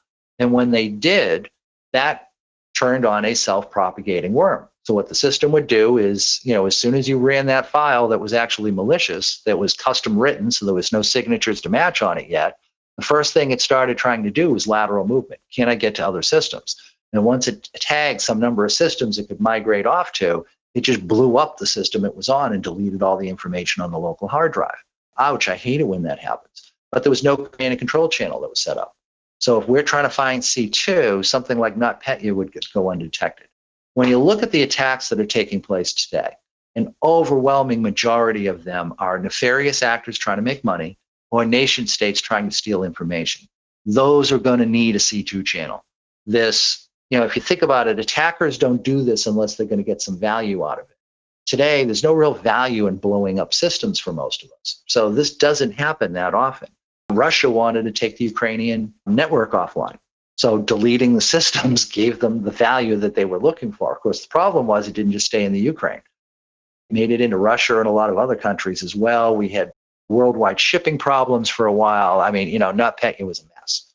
But you get the idea. There is some situations you might not detect this way, but it does work an overwhelming majority of the time. Somebody made the comment, It's my feeling there's a big focus on open source tools. With that being said, the companies that I've worked for use only commercial tools. Yeah, that's absolutely true. However, this would be a far more difficult class if I went through and said, hey, so we're going to use Bob's threat hunting tool that, costs an initial $50,000 to go through and start using it. Everybody grab that before you come to this class. Well, that's not very helpful, right? Most of us can't pull that out of our pocket. So one of the nice things about open source tools is that they're free. A lot of the stuff we're going to talk about today, honestly, doesn't scale well with open source tools, meaning that some of the tools and techniques I'm going to show you, if you get into an environment where you've got like a 1 gigabit connection to the internet, it's going to take up way too much of your time. But what I try to focus on is the actual process. In other words, we talked about, what do you do in threat hunting? And I said the first thing is to go in and look for persistency of connection. We're going to do that in the labs using open source tools. So you can see what persistency of connection actually looks like and how do you extract that type of information. Now, what's the difference between doing it in an open source tool and a commercial tool? Well, the big difference should be the commercial tool should make it a whole lot easier for you and it should scale. But it should give you access to the same type of data.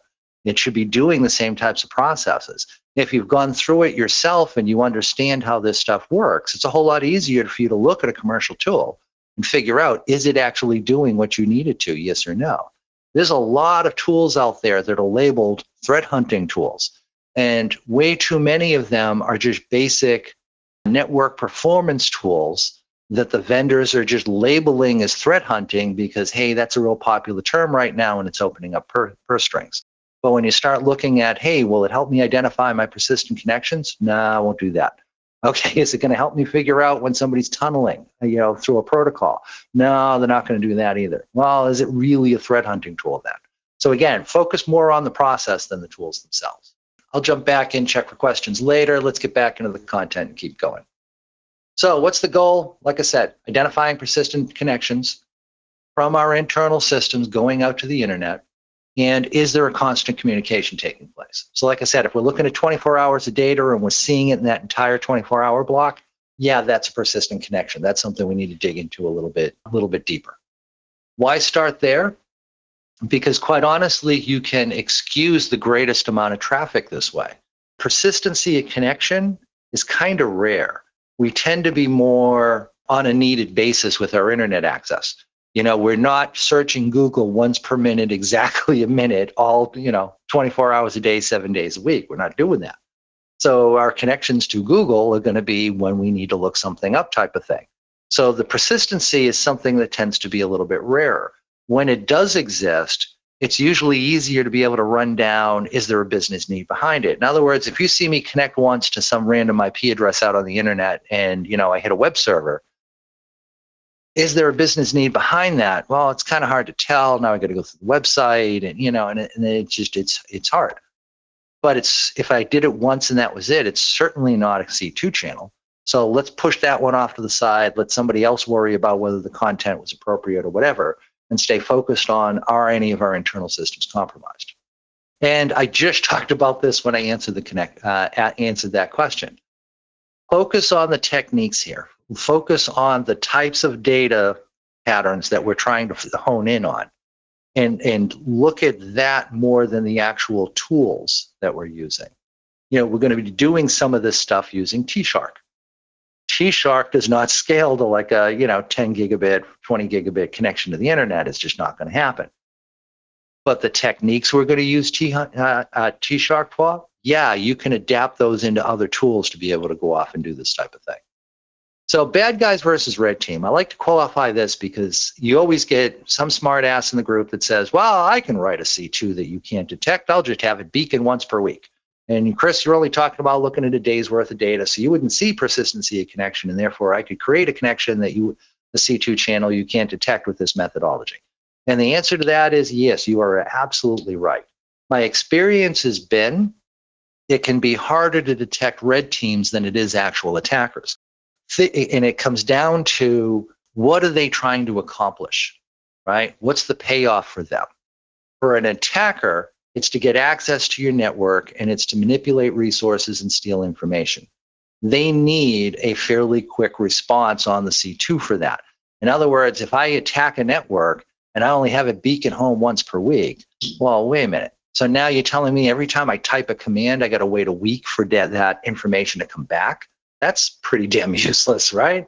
That's going to take me years to do a full compromise of an environment. So I'm going to want that thing responding back to me at least every 10 minutes or so, maybe more often than that. That way it doesn't take too long for me to be interactive and go after what I need to. So the bad guys tend to be fairly quick. When you look at a red teamer, I might be getting paid if I can set up a C2 channel that you can't detect. So to have something that only beacons once per week, sure, that meets that goal, right? Because I'm not actually trying to compromise your network. I'm just trying to set up a C2 that you can't detect, and then I'm going to get paid. So can you do stuff to get around this? Yeah, you can. Do you see it in the wild? No, you don't, because the attackers need a functioning backdoor. So where do we start? Like I said, you can start with packet captures. My personal favorite is V Zeek. We'll go through possibilities for both of those. The more data you have to work with, the better. I like 24 hours just because it's fairly simple to do quick hunt once per day with 24 hours worth of data, and that way you're always going through everything type of thing. But we want to go in and do an analysis based on communication pairs. So I want to take every internal IP address. I want to look at who it's been talking to out on the internet and see, have any of those connections been persistent? For any of them that are, I'm going to want to dive in a little bit deeper. For any of them that are not persistent, I can push those off to the side and not worry about them for now. So when we talk about a command and control channel, there's a couple of behavioral characteristics that can be used.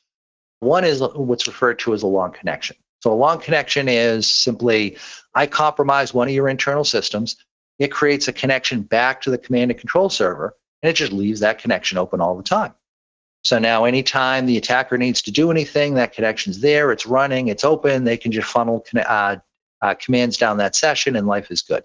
So a long connection is it's open all the time. One of the ways you would detect this is to go in and look at your 24 hours worth of data set and see, have any of these systems been in constant communication for that full 24-hour period of time? If so, that's a long connection. That's something that's worth digging into a little bit deeper. The other possibility is a long connection that's kind of mixed together with beacons. So beacons, I've got a slide on it, but let me kind of walk you through it now. Beacons are quick, short communication sessions. So my internal system might call out to a command and control server, and it'll issue the command, hey, I'm here, do you have anything for me to do? And the command and control server might say, no, go back to sleep. And now I'll pause for 1 minute, 10 seconds, whatever time interval I've been set up. Maybe there's some jitter in that. So I might pause somewhere randomly between 30 and 90 seconds. And then at the end of that time period, I'll call back into the same C2 server and say, hey, do you have anything for me to do? No, go back to sleep? Okay. I'll now pause again for another 60 seconds, and then I'll connect back and ask again. So that's what a beacon is. One of the ways we commonly go looking for beacons is if we've got a 24-hour data set, we can look for who's done thousands of connections to an external IP address in the course of a day, and the time interval for those are spread out over the full 24 hours. In other words, it's not 1,000 connections that took place in a 5-minute period of time and then stopped and never happened again. That could just be a lot of data that needed to get moved. This is, it's 1,000 times in the course of the day taking place, every 15 minutes or every 10 minutes, whatever that magic number happens to work out to be. Those are the ones we want to pay attention to. One of the things that they did with Metasploit to again, put themselves in a position where it's really hard to detect C2 channels that are created with Metasploit is they kind of combine together long connections with beacons. With long connections, we said you can go in and look at that 24-hour block, and anybody communicating for that full 24 hours, that's something worth paying attention to. The magic number most people use is about 5.5 hours. If there's been a persistent connection for 5.5 hours or more, that might be C2.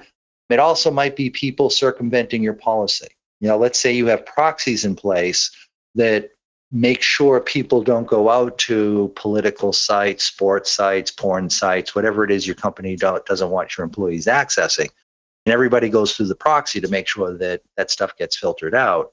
Well, I may have figured out, hey, if I do a connection back to my home system via SSH, all the data going across the perimeter is encrypted, so you can't check it to see what I'm doing. and I can just run a proxy server on my home system, and I can go out to the internet anywhere I want to. And I may turn that on when I come in first thing in the morning. If I'm there for an 8-hour workday, it's definitely going to be up and running for probably 5.5 hours or more. So that 5.5 hour time frame or longer tends to be what people look for long connections. With beacons, we tend to look for thousands of connections in a day. Where's there, 1,000+ unique sessions set up from an internal system to an external? If so, now I'm going to dig in a little bit deeper to see, was there any beacon activity with that? What they did with Metasploit is they combined the two. They went in and said, okay, I'm going to create a connection back to the command and control server. I'm going to hold it open for half an hour, and then I'm going to close it and immediately establish it up again. So if I'm looking for, when I do my long connection check, if I'm looking for 5.5 hours or longer, this falls into the ground noise because they're never lasting more than a half hour.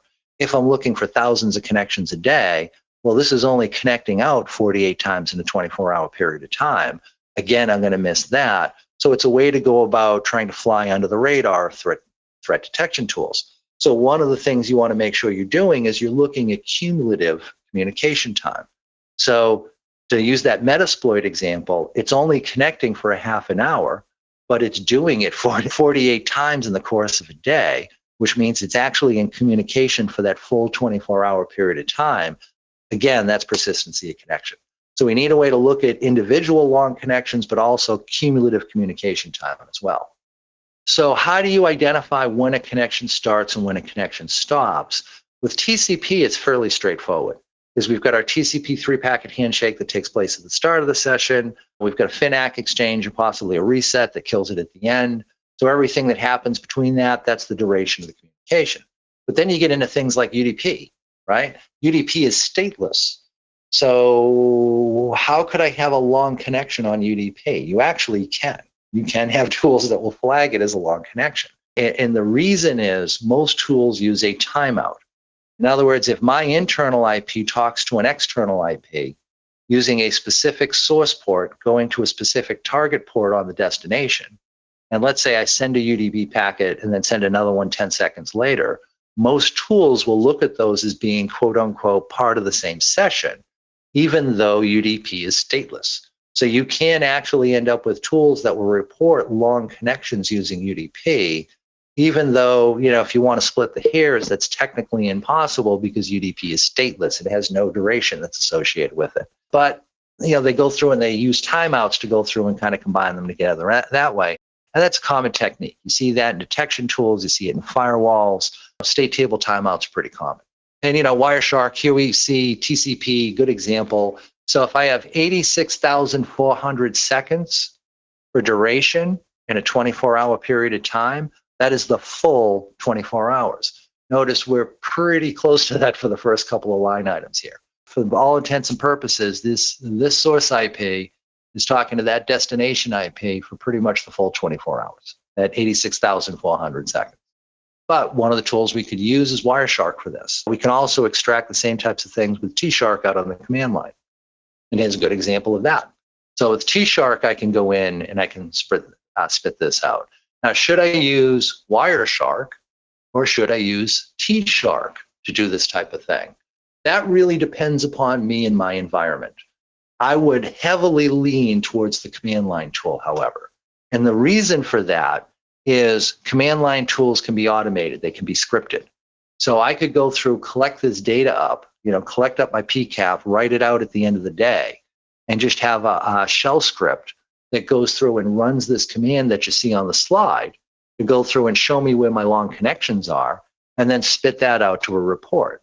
So rather than me having to launch Wireshark and then load in a 24-hour PCAP, which, oh, by the way, is going to be a huge file. It's going to take forever to Wireshark to load that. And then, wait for it to load and then go navigate in to be able to pull the statistics out of it. It's a whole lot easier to just run this on the command line and be done with it. Now, it does mean working at the Linux command line. It doesn't mean using some command line switches, but, those are certainly hurdles we can get past as part of this process. UDP, like I said, UDP is considered stateless. But notice here, Wireshark is saying, this connection was running for a duration of 82,000 seconds. Again, if the source port and the destination port, so source port here, destination port here, does not change, and the packets are seen in a relatively short period of time, usually 30 seconds or less, most tools are going to consider those part of the same session, and they're going to go in and record them accordingly. So Zeek will actually go through and give you that connection timing. If I'm using a PCAP, I've got to find the start and the end of the session to be able to go through and kind of figure that out. We just saw some statistic tools that'll go through and pull that out for us. But we've got to actually process the PCAP to be able to extract that. One of the nice things about Zeek is that Zeek goes through and records the duration for every session that it sees. So it's just a matter of going in and sorting those durations to figure out what are my longest connections. It makes it a whole lot easier to work with. There are two tools. Let me kind of clarify this real quick. There's two tools, Bro and Zeek. And they're actually the exact same tool. The difference is the version number. Prior to version 3, it was called Bro. Then they decided to change the name of the tool and call it Zeek. We're still in a point where some operating systems, if you install via apt-get or yum, you may get Bro, but not get the newest version Zeek, because that version of Bro was what was slated for that particular version of the operating system. That's fine. You'll see me doing stuff interchangeably here with Bro and Zeek. Like here, this is using the older version of Bro. Zeek is exactly the same thing. You just replace the word Bro with Zeek anytime you're using Zeek instead. So for example, here a cat con.log, I'm listing out all the contents of con.log, but I'm piping that through another command, this one here, brocut. Brocut allows me to go in and target on specific fields. If you look at a Bro log file, one of the first things it has up at the top is what of all my field names. So TS is timestamp, UID is a unique ID number that's associated with that session, so you can map it across multiple files. ID.RIG_H is the source IP address. ID.RESP_H is the destination IP address. So those are my labels for each of the values in each of these sessions that we're running into. What brocut allows me to do is to say, hey, rather than just listing out everything that's in that log file, there's only specific values I'm interested in seeing. And in this particular case here, I said I'm interested in the source IP and the destination IP and the duration of the communication between them. Great. Go through, run that. That'll list out duration. If I sort duration, longest at the top, that'll give me my longest individual unique sessions. But I did something a little bit different here. I went through and sorted the data, and then I said grep-v-. What is that? Grep- is what happens anytime a system tries to connect, but there's no duration associated with it. So imagine I sent a SYN packet to a port, and that port's closed. Well, no connection was made. So the connection did try to take place. Zeek is going to go through and record it. But for the duration, it's going to record the duration as a dash because there's no duration here. The connection was rejected. So you may have log entries that have a dash in it. That means 0. So what grep-v does is says get rid of all those entries. So what I'm doing is I'm filtering out any connection that doesn't have a duration time associated with it.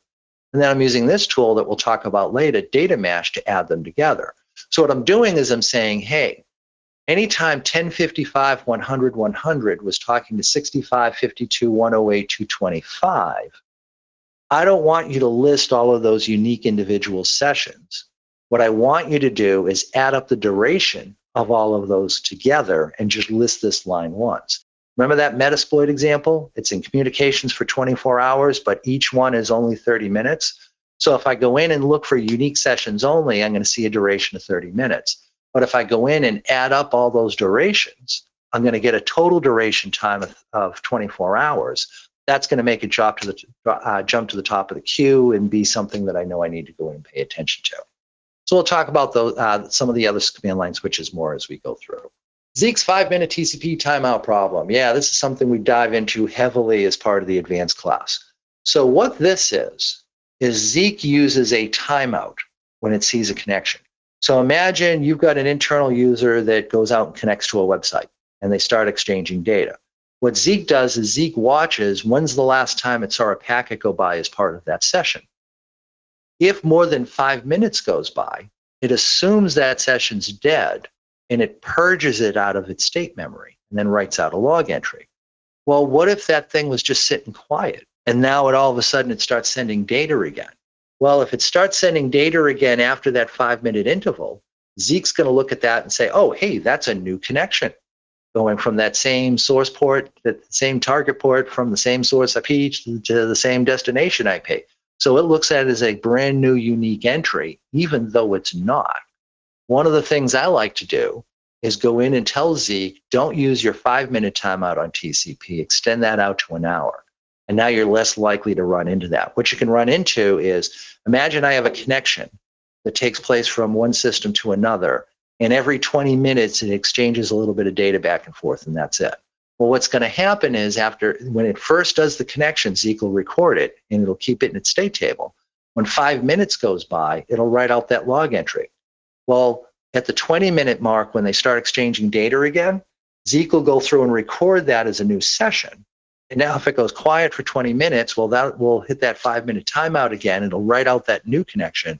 So what you can end up with is, even though that connection was open for 24 hours, if it only spoke every 20 minutes, Zeek may look at that and say, oh yeah, there was 60 connections that took place in the course of a day, and the total communication time was only 2 minutes, that's it, because it's trying to break out all the times it was talking into unique sessions. If it would remember that, no, this is all one session and that's it, it would properly label it as a 24-hour session. So one of the things you want to do when you're running Zeek is override it on the command line or use the config file to go in and tell it, don't use your default 5-minute timeout for TCP, use a 1-hour timeout instead. So here's an example of that.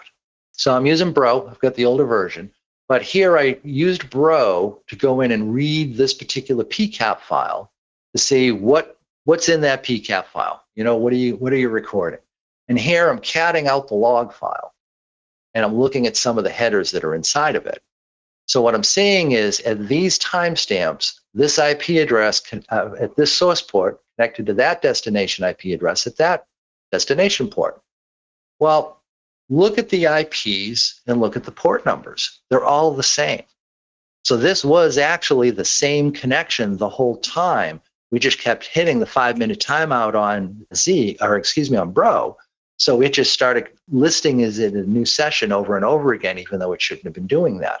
How do I know for a fact that that's what happened here? See this column here? This is my con state. So this is Zeek's way of recording what did I see for TCP flags during this session. S1 is the way Bro or Zeek will say, hey, I saw the TCP 3-packet handshake at the beginning. I saw some acknowledgement traffic go back and forth, but I never saw the connection finish. I never saw it close. I never saw the FINAC exchange. I never saw a reset packet. They just stopped talking to each other. I don't know what happened. That's what this first line means. See this here, OTH? OTH says, hey, I saw these two systems talking to each other, but I never saw the TCP 3-packet handshake at the beginning, nor did I see the FINAC exchange at the end. So this is just a blurb of traffic in the middle of a session that I wasn't privy to the beginning or the end of. And notice it keeps labeling it that way over and over again. So the session actually started here. This is a continuation of it, but because of that 5-minute timeout, Zeek broke it out into multiple different bits. So how do we fix that? Okay, I removed all the log entries. I processed that PCAP file again, but notice I added this to the end of it. I changed the TCP inactivity timeout to be 60 minutes instead of the default of 5 minutes. Well, this connection was turning back on and sending data about every 20 minutes. So that was greater than the 5-minute timeout, but it's less than the 60-minute timeout. So now what does Bro do? Well, now Bro goes through. Notice my durations here. They're all pretty small. You know, this is 0.3 seconds. So 300 milliseconds it recorded for that one entry, and that's it. And these are all really small, 93 milliseconds type of thing. So if I go through and add these all up for a full 24 hours, I'm probably only looking at maybe 3 or 4 seconds cumulative communication time, and that's it. Well, that's wrong because it was in contact the whole day. This actually shows me that. Notice I've got 68,236 minutes. Okay, that's about 19 hours worth of communication. So this session was actually running for 19 hours, but if you use the default Zeek settings, it's going to record it incorrectly as only being a couple of seconds in length.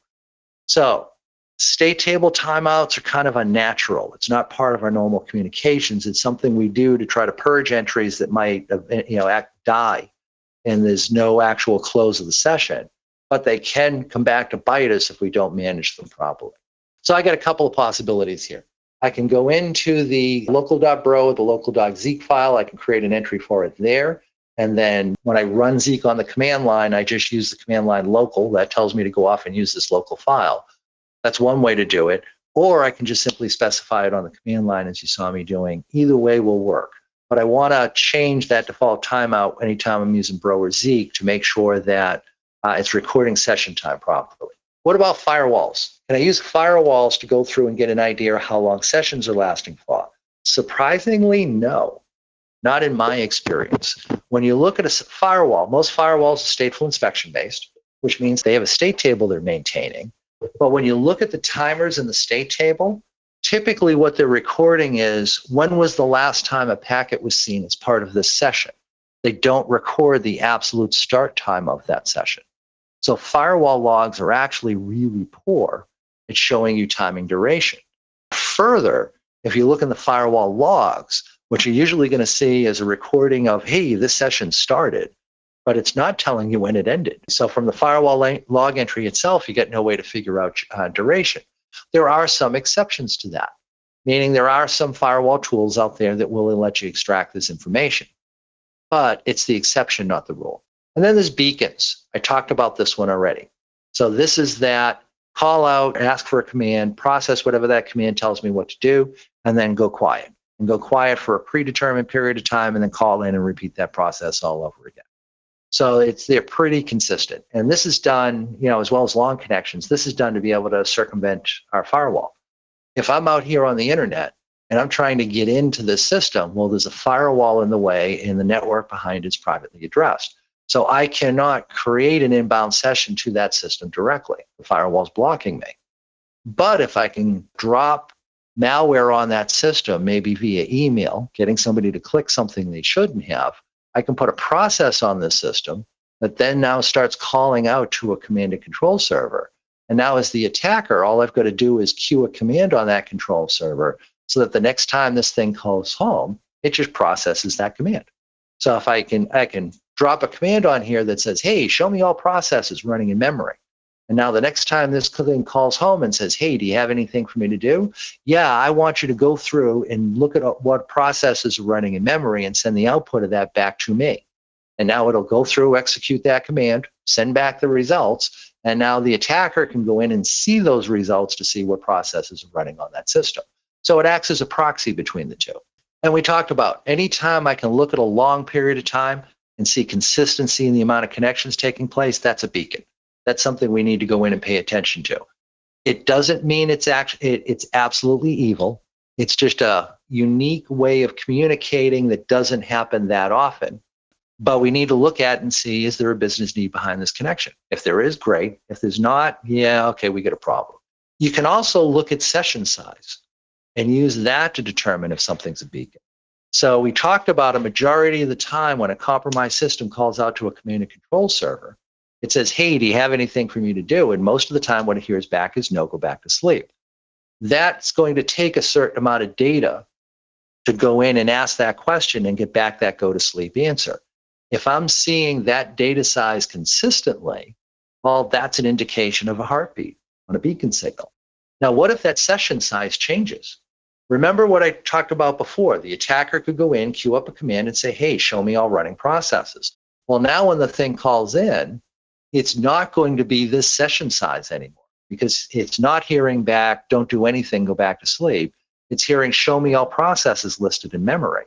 So that session size is going to represent the command that was sent to it, as well as whatever data was produced as part of running that command. I'm going to end up with a different size for that session. That not only tells me I have a beacon, that tells me the beacon was activated. Now, one of the things I can do is I can look at what is that other session size. So in this case here, it looks like it's around 300 bytes. So this is a compromised system we're analyzing, or the traffic from a compromised system that we're analyzing. This tells me it's a beacon. This tells me the beacon was activated and 300 bytes were transferred. Well, what can you do in 300 bytes? Not much, right? I probably can't look at all the processes running in memory to see 300 bytes, maybe just running under a certain user context. I might be able to look at what files are in a directory, what the directory tree looks like. 300 bytes is not enough data to grab all the Excel spreadsheets off of the system, grab a copy of the customer database. So notice, even though we can't see it, no, by the way, even if we have a PCAP, all this data is encrypted. So even if you have the PCAP, you're not going to be able to see what they were transmitting back and forth. But by doing a session size analysis, we can make a pretty good enumeration about what went on. Because, oh, by the way, if all they're doing is still poking, if they're looking at what processes are in memory and what files are on the drive, if that's all they've done so far, if we can kick them out right now, we probably don't have to disclose this attack. Because what usually triggers disclosure is when they access customer data. Well, we said this wasn't a big enough data transfer to get spreadsheets, customer database, or anything like that. We know they haven't done that yet. So if we can kick them out now, we can probably legally not disclose this incident because we have data showing they didn't get access to the sensitive information. So like I said, we can go in, we can look for beacons based on timing. We can also go in and look at it based on session size. You can go in and do either or. If you're working with PCAPs, getting the session timing, PCAPs is kind of hard. If it's TCP, it's kind of hard. If it's UDP, it's fairly easy because we want to look at the timing between every packet. But if it's TCP, we only want to see the start of each session. So you got to go in, you got to look at the delta time between each of the SYN flags. It's kind of a pain. The duration within Zeek makes that a whole lot easier. So when you go in and you start looking for things like beacons, you can do it in PCAP files, but it's hard. It's a whole lot easier if you go in and use Zeek for that instead.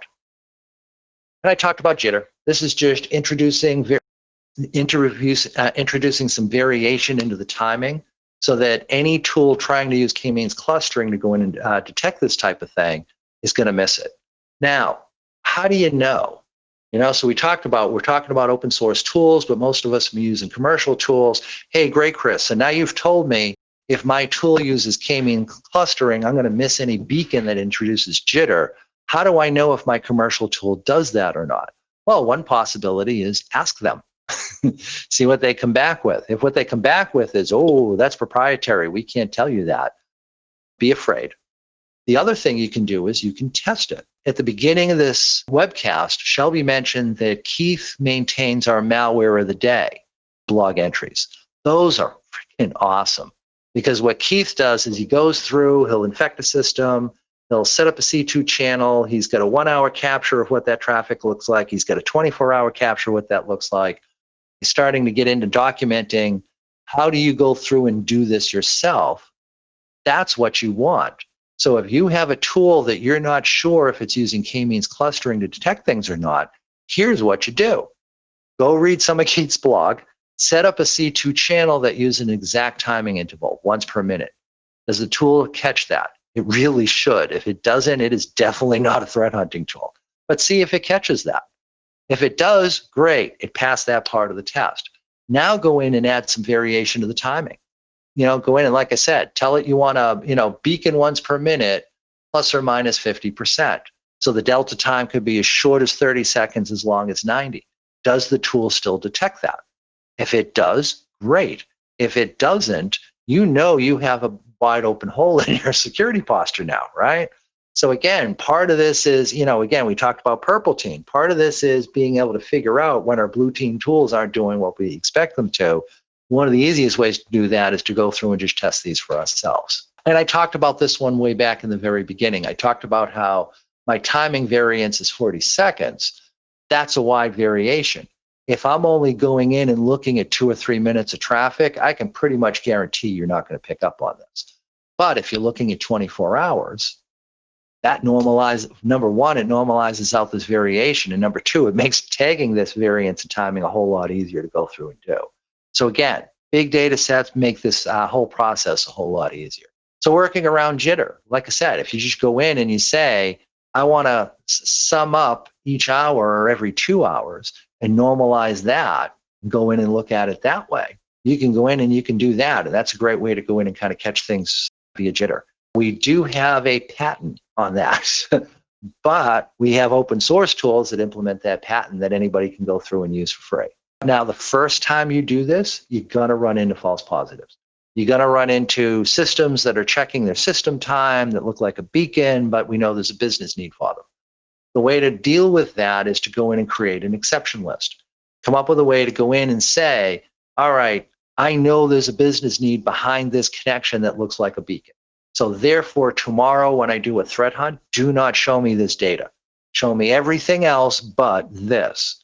What that does is that helps to expedite our threat hunting process over time. In other words, the very first time you threat hunt your network, you're going to see a lot of things that scare the bejesus out of you.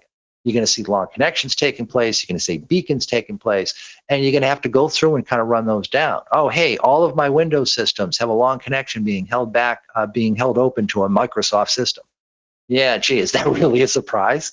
Is that evil? You can kind of argue that point every now and then, but you can certainly say there's a business need behind that because it's probably, your Windows systems checking in for patches, or it could be Windows message bus, it really depends. But you may look at that and say, okay, this is part of how Windows systems operate. Therefore, I don't want to see this anymore. So now you create an exception for that so that when you do the hunt tomorrow, you don't have that data in your way to worry about anymore. It's all the other beacons and long connections you need to focus in on. And you might find a couple of more in that there's a business need for. Great, create exceptions for those. What's nice about this is after you've done 3 or 4 hunts, you've found all of the suspicious looking traffic that has an actual business need behind it, created an exception for them. So now anything new that starts beaconing or creating a long connection, that's definitely something you need to worry about. Go take a look at. So once we identify persistency, what do we go look for next? And like I said, from here we start looking at protocol usage, the source destination IP. Unexpected usage of or unexpected application running across a well-known port. Let me tell you what this is not first. This is not, hey, I detected somebody connecting to SSH on port 10,022 instead of port 22. It is not that. That is a savvy admin that says, I am really tired of having my log entries filled up with people trying to brute force my SSH account all the time. So I'm going to run it on port 10,022 instead. I'm still going to lock it down. I'm still going to use digital keys. I'm still going to do every best practice I need to make sure that service and that server is secure. But now that it's on port 10,022 instead of port 22, what I don't have to deal with is all the damn script kiddies and the log entries they generate anymore. So I'm not talking about that. That's an actual common technique. What I'm talking about is when we have a well-known port, like TCP/22 for SSH, and we see some other application is being run across the port instead, that's a common technique that attackers use to try and hide their traffic. And typically the ports they pick are TCP/80, because that's HTTP, or TCP/443, because that's HTTPS. Those are the 2 protocols that pretty much we all use and are typically open to get out to the internet. Think about it from an attacker's perspective. I've gone to all the trouble to come up with some malware that I could get your user to click and infect their system. I don't want this to fall apart because I tried to connect back home on an esoteric port that you're not letting through your firewall. In other words, if I'm trying to come up back out to the internet on like the NetBIOS port, most of us know, no, block NetBIOS. Never, ever, ever let NetBIOS out to the internet. So the attacker successfully compromised the system, but the command and control channel fails, which means they don't get access to that box. They don't want that to happen. So they're going to pick a port you're most likely to let out, like TCP/80 or 443. But they may not necessarily use the HTTP or HTTPS protocol when they communicate across that port. So if I see some application I can't recognize going across one of those 2 ports, that is inherently interesting to me. That's something worth going in and paying attention to. You also may see ports that are just applications that there's no real business need around, like Chrome Remote Desktop. I mean, if you're using that for service and support, great. But if you're not, and you've got systems calling out on that port, that's something you may want to go in and pay attention to. Modbus. Modbus is an industrial Internet of Things protocol. That should be staying within your network, going back and forth between your IoT devices and maybe their controllers, and that's it. If you're sending that data out to the internet for some reason, that's something that's worth going in and paying attention to. What's going on there?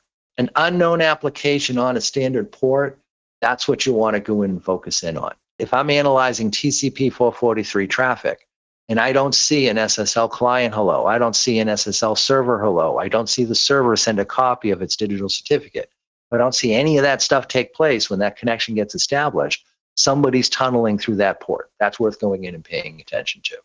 That's something we really want to go in and kind of dig down. Now, this can be hard, right?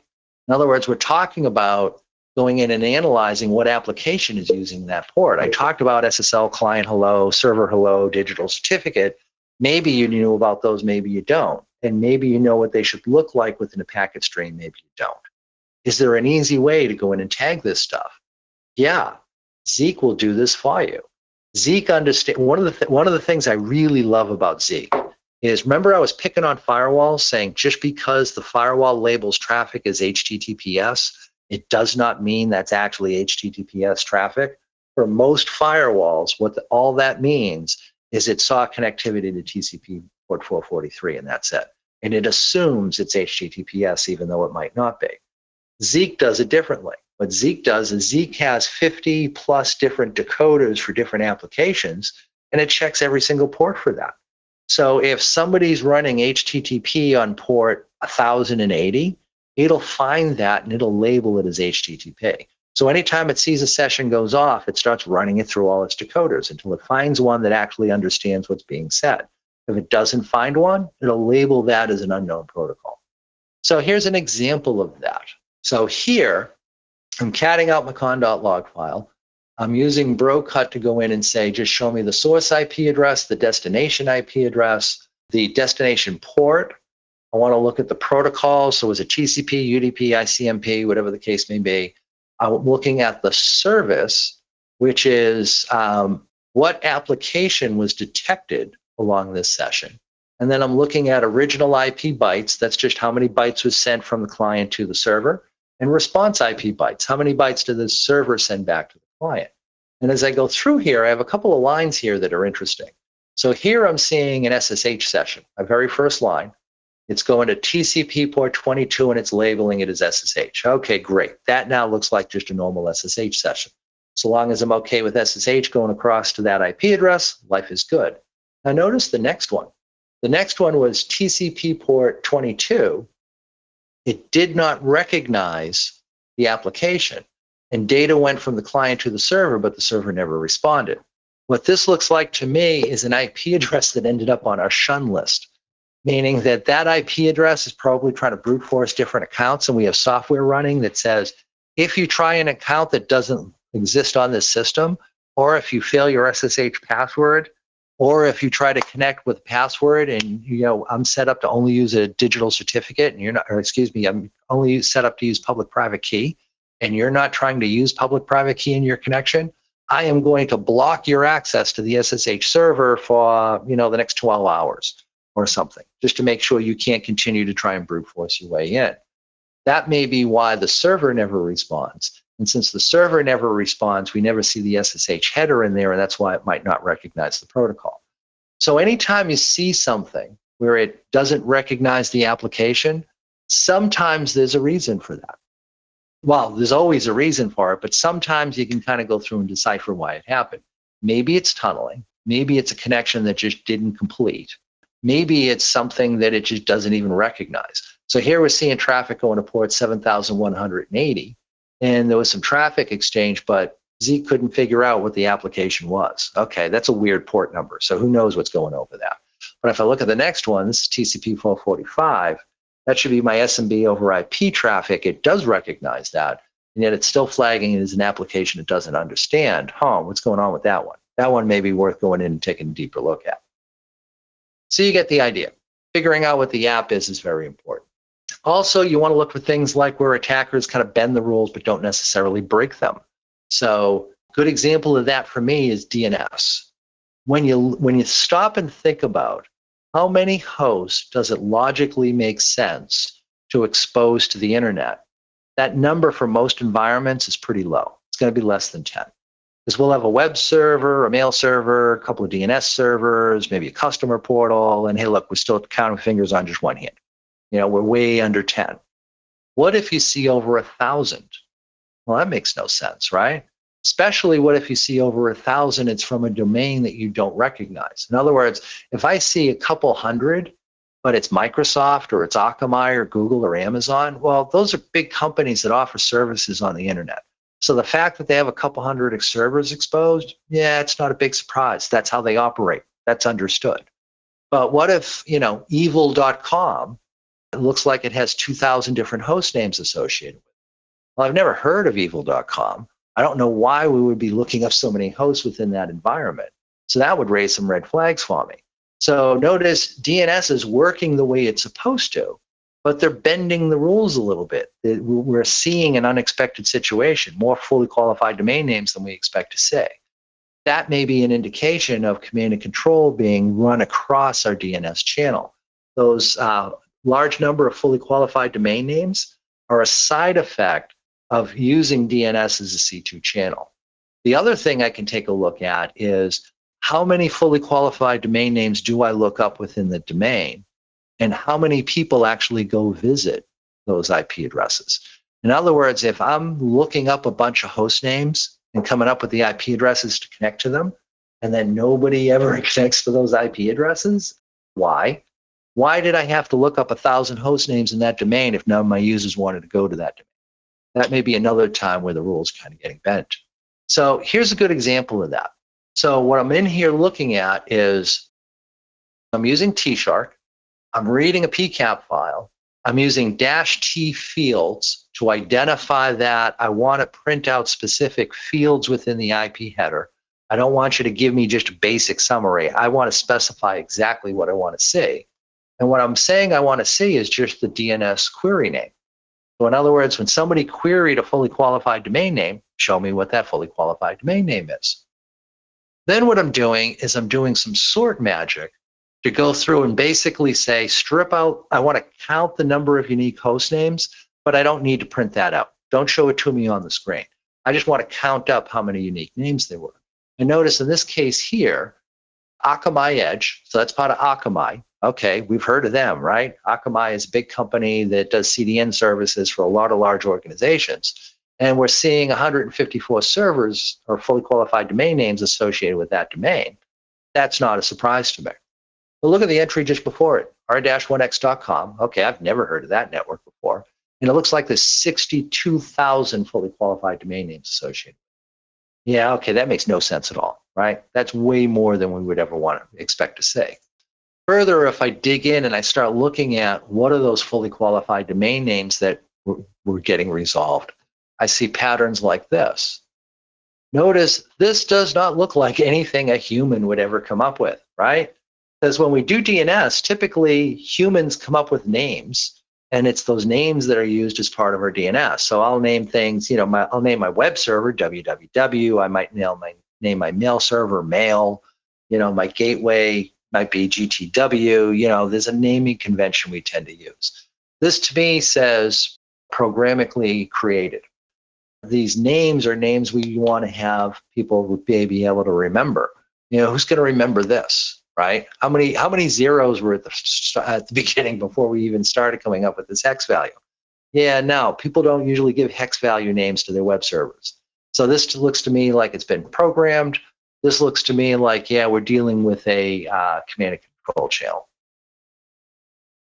So like I said, if you go in and you look at not just how many fully qualified domain names are part of that domain, but does anybody actually go in and visit them? That's a really good way to go in and kind of tag this. So in this example here, we're seeing Aka DNS had 125 fully qualified domain names that were resolved to an IP address, and that resulted in 13 internal systems connected. Okay, that makes sense. People had things within Aka DNS they wanted to get to. They typed in a name, IP address came back. This is how DNS is expected to work.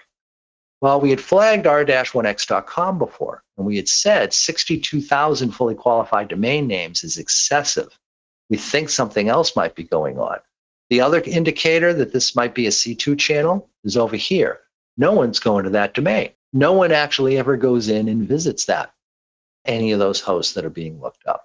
That's another indication that, yeah, this might actually be command and control that's taking place here. This is something that we need to kind of go in and evaluate further to see, is this in fact a C2 channel? I saw a comment go by that, hey, you may want to look for a lot of text queries, because a lot of these tend to use text queries. That is true. However, I've seen, besides text queries, I've seen CNAMEs, I've seen PTR records, I've seen MX records, I've seen quad A queries, I've seen DNSSEC used in order to establish a command and control channel over DNS. So it certainly does not hurt to look for excessive text queries, but you want to do something a little bit more expanded than that, like look for a lot of fully qualified domain names, like look for a lot of resolution, but no one ever actually goes to visit there, in order to make sure you catch all the variations as well. Other things you can look for, things like a unique user agent.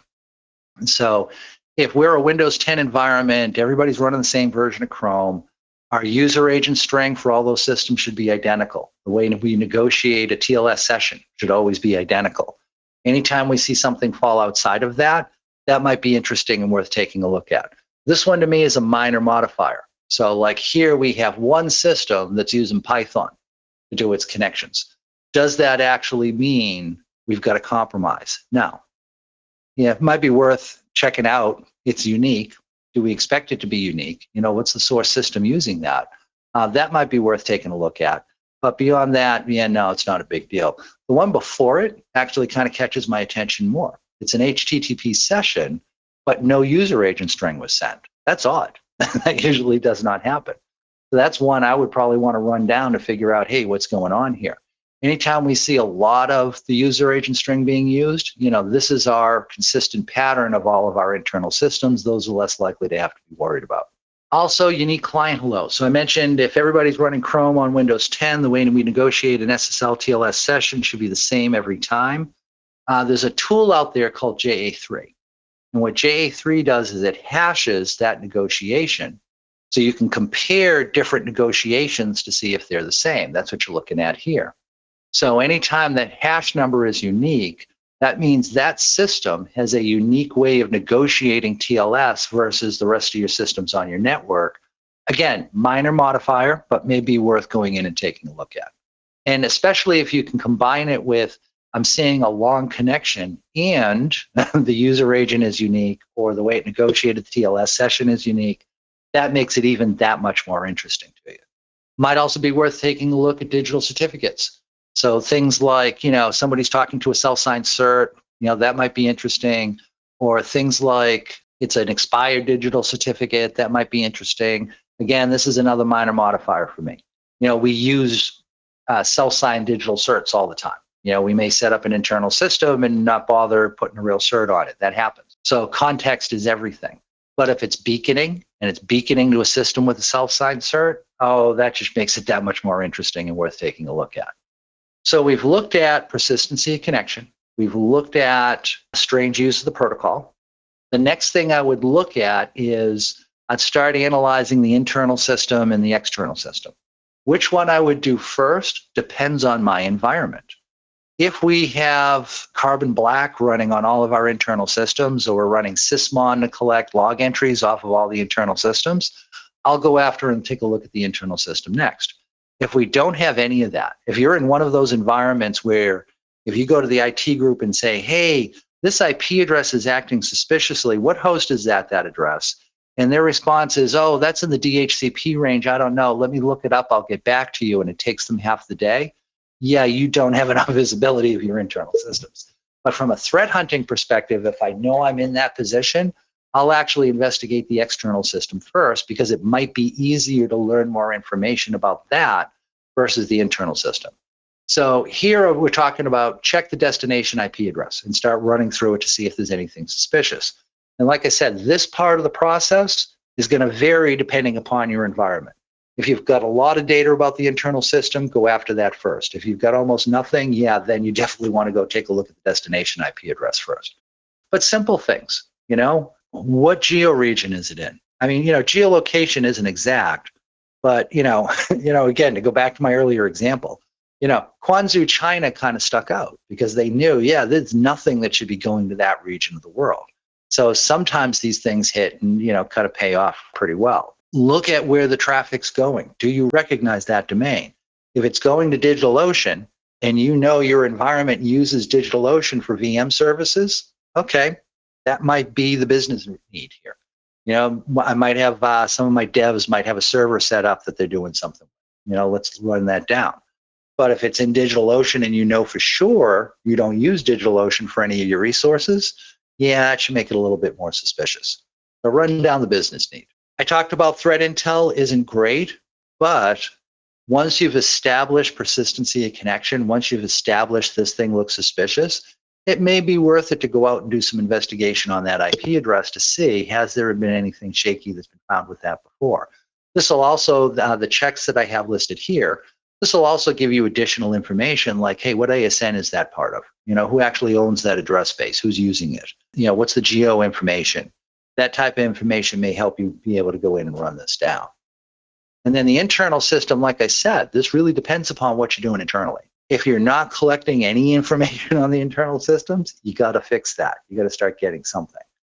One of the quickest things you can do is spin up Passer, which is another open source tool that we offer. I'll talk about that one a little bit later. So if we can leverage our internal host logging, that might help us correlate what's going on in the host with the suspicious traffic we're seeing on the network, and that may help us run this down. So that example I gave earlier, we saw something that looked like a beacon signal. We then went and looked at what data was collected using Sysmon to identify what hosts are creating connections on the network from that system. We saw that the application that was creating that connection was Notepad. We did not expect to see Notepad making network connections. So that very quickly showed us, hey, that system's probably been compromised. This is something we need to go in and focus in on. So again, being able to kind of run down stuff like that makes life a whole lot easier. Also notice where we've got a completely different use case now for our system logs. Rather than trying to write regex signatures and match on what may or may not be suspicious activity, like a failed login, we're saying we're seeing something suspicious and we're using that as our filter criteria. Hey, I want to know everything that box was doing in this time frame that the suspicious traffic was taking place. That's far more specific, and it's going to help us run down exactly what was going on. And like I said, Sysmon is free. You can download this. So Sysmon is created by Microsoft. It does not ship with Windows, but you can download it from them for free. And what Sysmon collects is a ton of process information, but the ones that are most interesting to us are the type 3s. This type 3 is an application that has created a network connection. So if I'm seeing a beacon or a long connection, this is what's going to allow me to run down what application is doing that. Once I know what application is doing that, now I can look at, is there a real business need for that application, yes or no? If it's an acceptable business need, great. I create an exception and I don't look at this type of activity ever again. If there's not, oh, I might have a compromised system. I got to run that to town. And we do have an open source project called Beaker. What Beaker does is it takes Sysmon data off your Windows endpoints, collects that into an elk stack, makes it searchable. So this is kind of nice. I showed our commercial tool going in to kind of look for this type of data. But quite honestly, you can use your firewall log for this too. So if you're using Sysmon to collect up data with Beaker, which again, both of those are open source, both of those are free. The only investment is in the systems you want to run this stuff on. Let's say you're going through your firewall log and you're seeing outbound connections that look kind of weird to you. You can simply go into Beaker's Kibana interface and say, hey, that source IP talking to that destination IP address over this specific time range, what application did it? And you can use your firewall's log information to be able to run this stuff down as well. So you don't even need Zeek to be able to go off and do this. But I have no system logs. Yeah, it might be time to start collecting them because, wow, we need some visibility. So if we have nothing, Passer might not be a bad choice. So Passer is another open source tool that we provide. This was the brainchild of Bill Stearns, who's in Ask Green Questions. Bill is an awesome dude. He's also very, very smart. Bill was involved with the original P0F project. For anybody who's familiar with that, P0F was a project that would passively fingerprint operating systems. So what it would do is it doesn't probe it like Nmap. It doesn't send traffic at the system like Nmap does. What it does is it looks at, like a TCP SYN packet, looks at what parameters have been set in different fields, and it's capable of analyzing that data to figure out, oh, hey, that's a Windows 7 system that's missing some patches, or whatever the case may be. You can do some platform identification that way. This is a completely passive tool. So whatever system is running Zeek, you could run Passer on it as well. And Passer does a great job of collecting things like identifying operating systems. It's also good at identifying who's using what ports. Hey, I'm seeing somebody talking to port 10,080 on that system. So therefore, there's a service being offered on that box. So we can identify open ports even without having to do any type of a port scan, which is kind of nice. And again, this just runs passively. It doesn't change any of the traffic or anything else. It just gives you some good intel about what's going on with your internal systems. We just did a webcast fairly recently on Passer. So if you want to learn more about it, I would highly recommend going and checking out that webcast. All right. So we've done all this. Now what do we do? Well, like we said, let's fall back to that point system.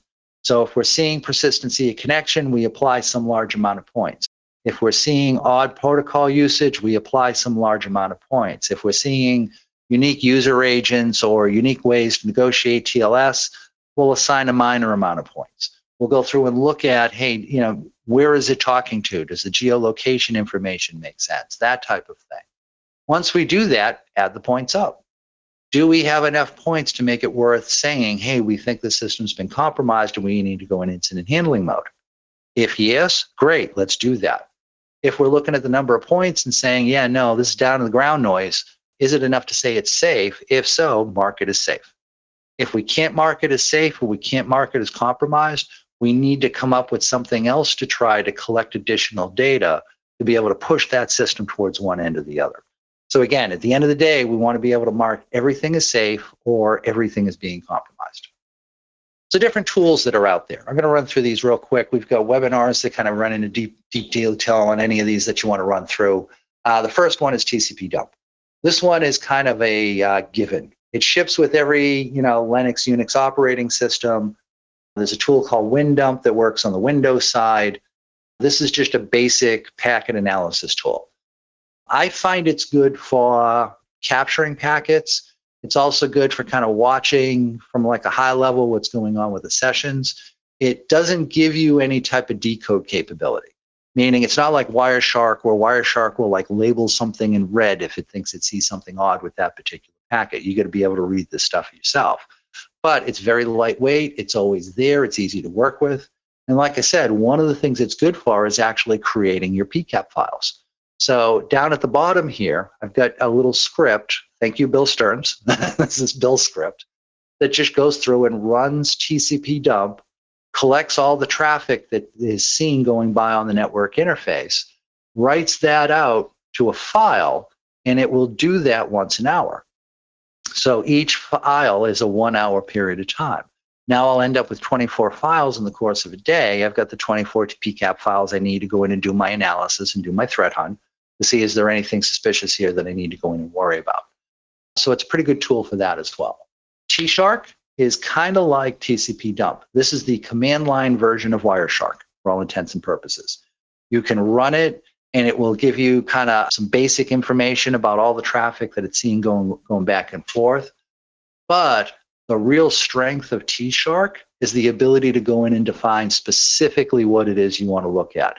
I only want to see the source IP address and the destination IP address in all my connections. That's it. That's all I care about. Great. You can pull out those pieces of information and nothing else. One of the things that's kind of nice about it is here, I've gone in and I've said, -T fields, show me only the fields I specify, -E DNS query.name. So I want to see the DNS name that's getting queried anytime it goes over the UDP port 53. Well, this filter makes sure that it only looks at UDP 53 traffic, but quite honestly, I could skip that filter. If all I say is show me the DNS query name field, the only time it's going to print something out is when it analyzes something that actually has that field in it. So if I'm looking at a TCP session, it'll just ignore it. If I'm looking at a UDP session that doesn't have the query field specified, it will ignore it. That'll give me blank lines in here that I could then go through and use sort to kind of get out of the way. I just did the port specification here, one to show you you can do it and how to do it, but the other was that just kept there from being blank lines listed anytime a packet wasn't actually a DNS query packet. Well, you get the idea. I can use T-Shark to go in and do this type of analysis. I can also use it to go in and look for things like user agent. So here I'm using -T fields to extract the HTTP user agent field. Anytime I see traffic going to TCP destination port 80, then what I'm doing is I'm sorting that data. So I've got a list of all these names, all the different user agents, and I'm sorting them, which means anytime a specific agent was used, those are all get sorted together. They'll go through and do an alphabetical sort of everything. So anytime, MS Office /16.0 was the user agent string, those will get grouped together. Then I'm saying unique-C. Unique-C says, instead of printing 2 lines for this, only print 1 and then just show me how many times you saw it. Same thing down here. So Windows Update Agent showed up on 11 different lines. When we sorted, all 11 lines ended up close together. And then Unique-C said, collapse that down to a single line and just show that there were 11 total instances that were shown. Then I'm sorting it, and head is just saying, show me the first 10 output results, and that's it. We said unique user agents might be interesting in my environment. So by sorting it, I'm putting the smallest number of times the user agents were seen at the top of the list, so I can go in and I can look into them first. This one's kind of interesting. Valve Steam. Wait a minute. Do we permit people to run games on systems? If so, that's fine. If not, that may be something we might want to run down. I mean, it's not a compromised system. It's just somebody running Steam. But, again, you get the idea. And like I said, T-Shark is the command line version of Wireshark. Wireshark is a tool most of us are absolutely familiar with. This is my packet analysis tool with guardrails. What I mean by that is it will highlight things that are right or that are wrong. It has expert mode. Try and walk you through the process of going in and kind of checking out what's going on with the packets. So it's a really good tool for that. The problem I run into with Wireshark is it's just so slow to load files. It is so slow to go through and do an analysis. So what I do is anytime I have big PCAP files to work with, I do it at the command line. And I'll go through and I'll use T-Shark or something like that to go through and do my analysis. If I need to do a deep expert level analysis on a session, I'll simply extract that session out using T-Shark and then go in and load that up to Wireshark and then use Wireshark to go through and do the analysis from there. Everything loads faster. It just makes life a whole lot easier. So I know a lot of us are familiar with Wireshark. We like to use it. It is an awesome tool. I use it a lot myself. But there are times where this just runs quicker and it's easier to automate if we're doing it on the command line instead. And then there's Zeek. I mentioned this a couple of times now.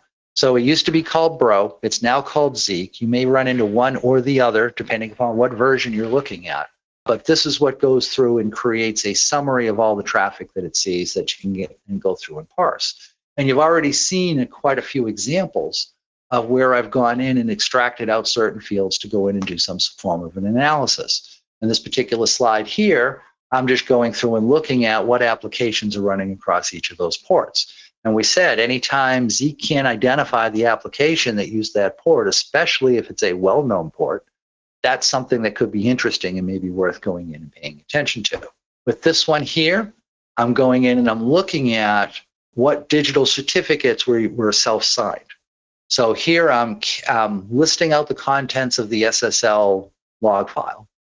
I'm using Zeekcut to say, I want to just look at the source IP address, the destination IP. I also want to see the response port, and I want the validation_status, which is the validation status of the digital certificate that went by. And I want to grep for all instances of where self-sign is seen. In other words, if the certificate was fine, I don't care about that. If it was expired, I don't necessarily care about that in this particular search. But if it was self-signed, that's something I want to pay attention to. Now just sort them, show me unique instances of each. In other words, I only need to see it once. If the same IP connected up multiple times in a day to get the same digital certificate, I don't care. All I want to do is just make sure I have visibility on at least, what does that certificate look like? And bang, that'll give me all of my instances of where somebody was talking to a self-signed server. Our tools, RBase is good for doing a statistical analysis on our data.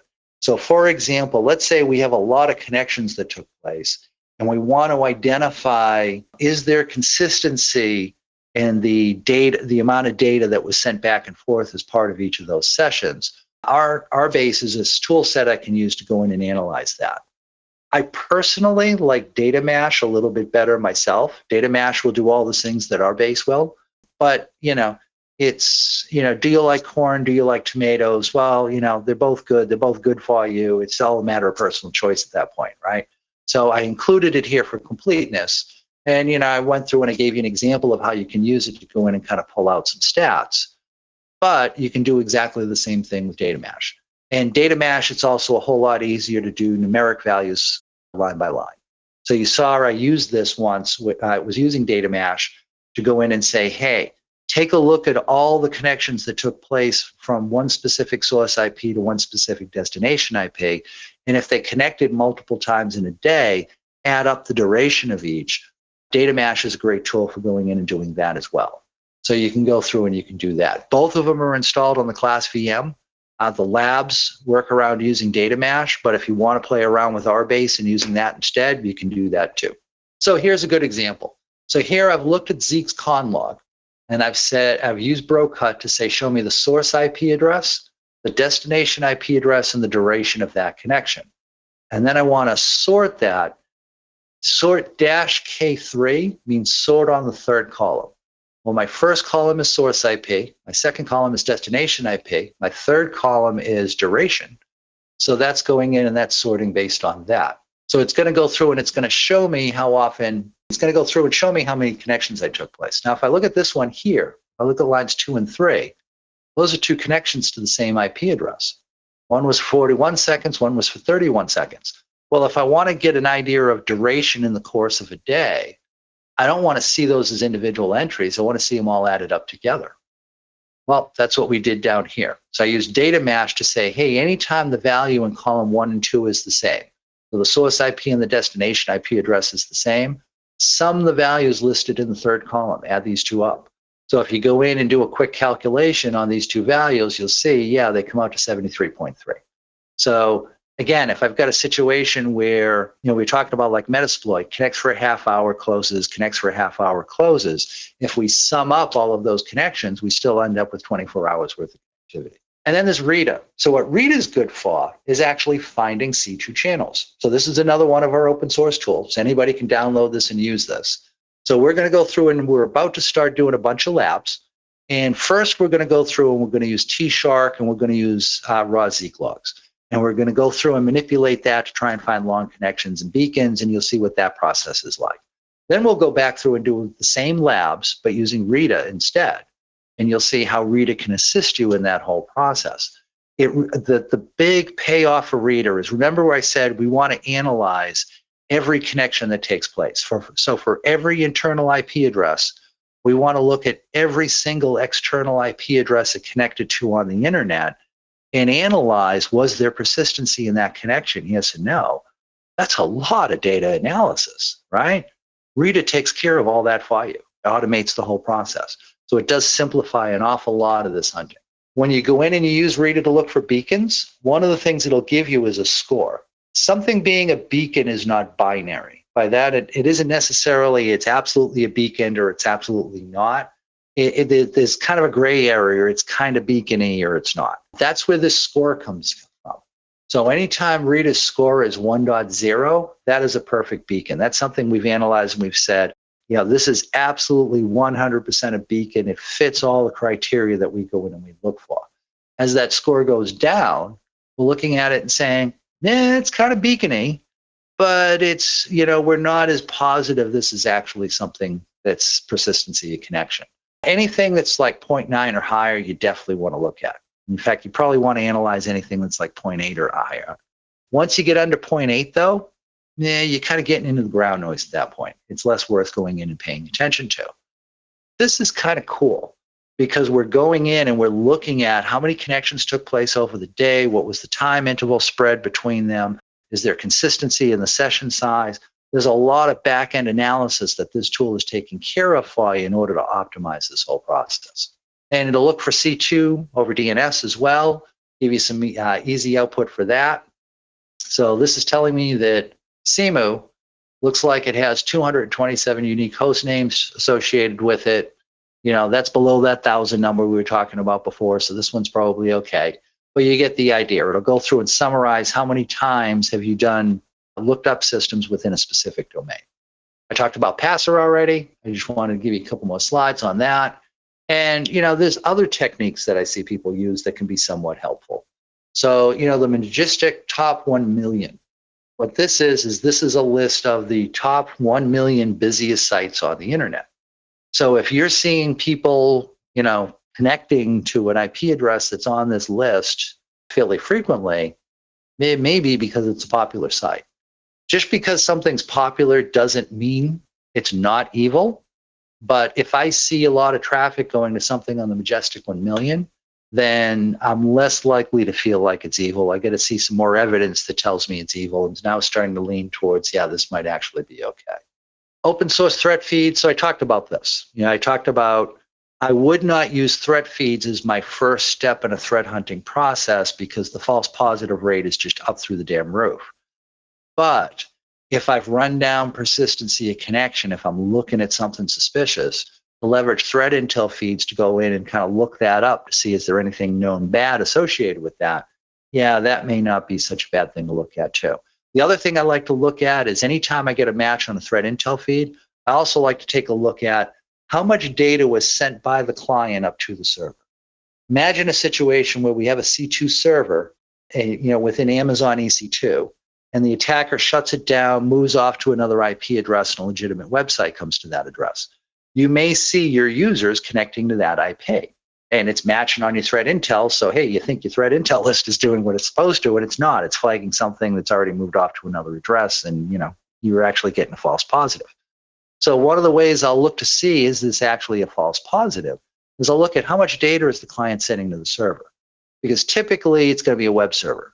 All right, so what's a client send to a web server? Well, it sends its user agent, it sends a SSL client hello packet, and it will send, whatever get and put requests it needs to for sending data.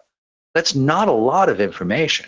So if I see a match against a threat intel list and I look at, oh yeah, the client sent a 0.5 mega data to it and that was it, or it sent 100K worth of data to it and that was it, yeah, no, I'm going to ignore that. That's definitely not a hit.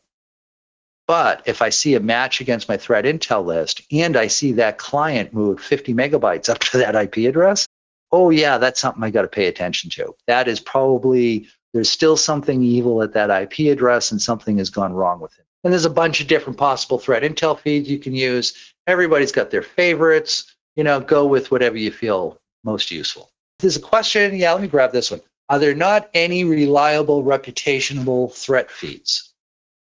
So that is depends on how you want to look at it. Because usually the IP address listed was malicious at some time. The question is if there's a system at that IP address today, is that same system? Is it still malicious? And that's a factor of time. So if the threat intel, so one of the things you may want to ask is, what's the oldest entry on my threat intel list that you're giving me? In other words, when they're coming up and telling you, oh, hey, this IP address, you need to worry about this. Okay, how old is that entry? If it's 24 hours or less, oh yeah, that's actionable. If it's 30 days, actually I would argue if it's more than a week, that's not very useful to you. By now the attackers move someplace else. Can you get that out of a commercial vendor? Maybe. If I would certainly ask, if I'm paying for a threat intel feed, if I'm not using open source, if I'm paying for a threat intel feed, I would absolutely want to know the answer to that question, because that's really going to identify how much value are they actually providing me. If they can't answer that question, they're probably not, or they don't want to answer that question, they're probably not providing a whole lot of value. So like I said, date time matters, and don't get confused on date times. For example, here, all of these have the same date time stamp associated with them. So it looks like they might all be new and up to date. But reality, when you look at it, you can see it's all exactly to the same second. It is highly unlikely all of these IP addresses were added to the database in exactly the same second. So more likely what's going on here is this is just a date timestamp that reflects when was this output file created. In other words, when was this information extracted out of the database, not when it was put in. That's not very useful information to me. That really isn't all that helpful. All right. So the rest of this class is hands-on labs. I got a little bit about a commercial product I'll talk about at the end. You can choose to sit in on that or not. That's totally up to you. But for the rest of the content portion of this class, it's all hands-on labs from here. So take that VM you downloaded, get it spun up, get logged into it, and from here on out, it's hands-on keyboard to go through the rest of this class. If you haven't had an opportunity to download the VM yet, and you've got other stuff you got to get done today, feel free to kind of wander off, come back once the recordings are posted. You can go through and you can do labs then. Sometimes it takes a week or two to get the stuff posted. So if you decide you want to do the labs on Monday and then you're sad when you come back and this video hasn't been posted, please don't email us and say, hey, where is the video? I'm telling you now, it's going to take at least a week, probably 2, to get this video posted up there. So unless we're into getting close to Thanksgiving and it hasn't been posted yet, yeah, it's a work in progress. And we got a lot of these going. Ryan's really busy. So I apologize. But one of the things I would suggest is if you have the bandwidth to sit through this, even if you haven't downloaded the VM yet, sit through the answers. Go through that process with us now. Now, let's say next week you download the VM and you can jump to this portion of the slide, start going through it yourself. You've already had my explanations. The stuff makes a whole lot more sense. It'll be a whole lot easier to go through and do these labs with just the slide content versus having to wait until the actual video gets posted. So those are just my suggestions there. Now, all the files you need for this are on the VM itself. You don't need any network access. You don't need to be able to SSH to it. You don't need any of that stuff to worry about. So long as you can get in and get console on the VM, you can go through and do these labs. SSH makes life a little bit easier if you don't have copy-paste turned on with your VM software, because now you can copy out of the lab section and paste the command in instead of having to type the whole thing out yourself. So, SSH access could make things simpler, but you don't need it to go in and get this done. Your login, whether it's directly on the console or via SSH, the login name is tHun. The password is short for all your base are belong to us. That's pretty easy phrase to go through and remember. So just think, first letter off of each except for 2 is the number 2, and you're in pretty good shape from here. All the labs are in the tHun Lab 1 directory. They used to be with the old course, there was 2 of them, and then the second lab was just kind of bleh. So I did away with that and went a little bit deeper on the first one. So there's just one set of lab files to be able to go in and work with now. That's all in the Lab 1 directory. So here's your first challenge. Your first challenge is go into that Lab 1 directory. You'll notice in the lab directory you have 2 sets of files. You have a PCAP file and you have a bunch of .log files. The .log files are all Zeek log files that were generated off of that PCAP. I want you to identify the top 10 longest connections that took place, as well as the top 10 cumulative connection time. We talked about this in the slides, so you can flip back and see my examples and just leverage those commands to go through and do it. You can do this in the PCAP file, or you can do it with the Zeek logs. Either one will work. Now, with that said, I am going to give you a hint on this one. And the hint is it's a lot easier to do this with the Zeek log files. If you want to try and do it with the PCAPs, go to town, have a ball. But I'm going to say that given a choice between the 2, I would use Zeek for this as opposed to the PCAP files. But, you go with whatever you want. Now, for all of these, I'll go through and describe what I want you to do in the lab, like I did here. After that, you're going to find hints. So let's say you read this and you say, Chris, I have no idea. I've never done threat hunting before. I've only minimally played around with packet capture tools. I kind of know what you're talking about, but I have no idea how to even get started on this. I don't know what to do. That's fine. After I present the problem, I'll cover it this time, but I won't for the next sets of labs we do. After the slide that tells you what to do is a slide that will give you hints. So this goes through and says, long connections is a relative term. You first need to know what's the length of time being audited. Oh, hey, yeah, that's right.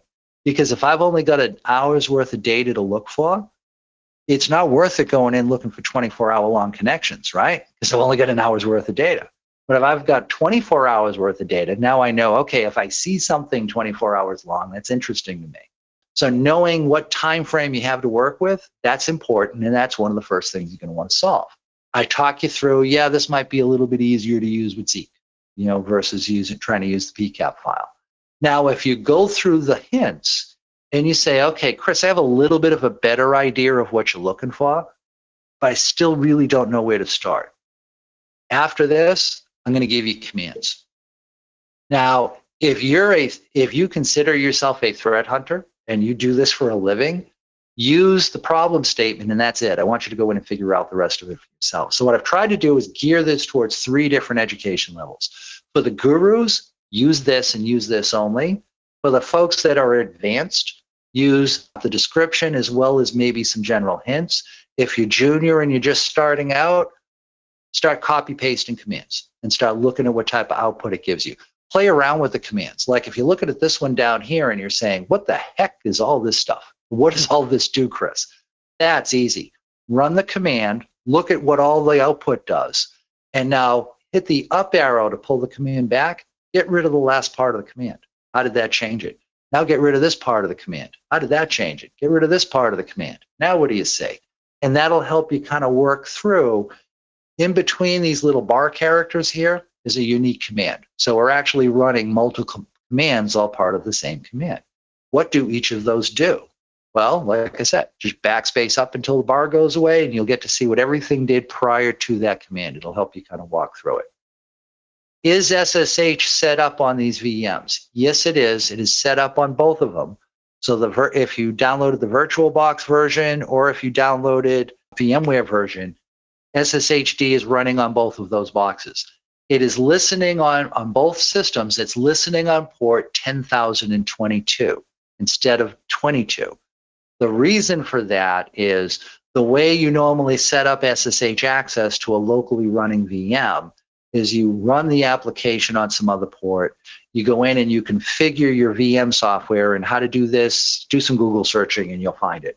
But basically what you need to do is you need to go in and tell your VM software, hey, port 22 on that VM, or excuse me, port 10,022 on that VM, I want to map it to this other port on the loopback address. And the loopback address port you usually might want to bind it to is 22 because that's the one that's usually used by SSH. So you can go through and do it that way. The reason it doesn't automatically try to listen on 22 is because if you had SSH running already, those are going to stomp on each other and bad things happen there. If you've already got 22 going and you can't bind this to port 22 on the loopback address because SSH is already there, fine, pick a different port. You know, all right, I'll run it on port 2222 instead, or whatever works for you. So SSHD is there, you just need to map the ports. So I noticed somebody posted the message, I feel like every time I follow the official Zeek documentation to install Zeek, it fails. Yeah, I feel your pain, dude. We run into that a lot. Ethan has a great response in there, but one of the things that Ethan didn't like sing his praises on is if you install RITA, when you install RITA, you can say, hey, install Zeek for me too, and it will take care of all that weird Zeekness for you and get that installed. The one thing I will say is once you've installed Zeek using RITA, log out and log back in because it adds some modifications to the path statement that don't take place until the next time you log in. So if you run RITA and tell it to install Zeek and then start trying to run Zeek commands as soon as it finishes, it's going to tell you can't find anything. But log out, log back in, and Zeek will work for you just fine. Yeah, I see some folks are having a little trouble finding con.log. So if you type ls in your current directory and you can't find and you don't see con.log listed, you're probably in the home directory. So what you want to do is type cd space lab1 with no spaces, hit enter, and that'll put you into the lab1 directory. Now type ls. That'll show you a list of files. You should see the con log as part of that. So if you're not seeing it, you're probably in the wrong location. Let's see, somebody saying 65, 52, 108, 225 was not found in our database. I'm guessing they're doing some internet searches on that and it's not coming up as something evil. Yeah, like I said, you relying on threat intel lists to find this stuff all the time doesn't necessarily work too well. Being able to go in and analyze the communication characteristics, that's what's going to help you run this stuff down. Is there an opinion to reformat the time output on Zeek? The default format drives me nuts. Yeah, so the default time format on Zeek is to print it out in how many ticks have gone by since like 1970, the classic Unix format. And yeah, that can be a little bit tough to read.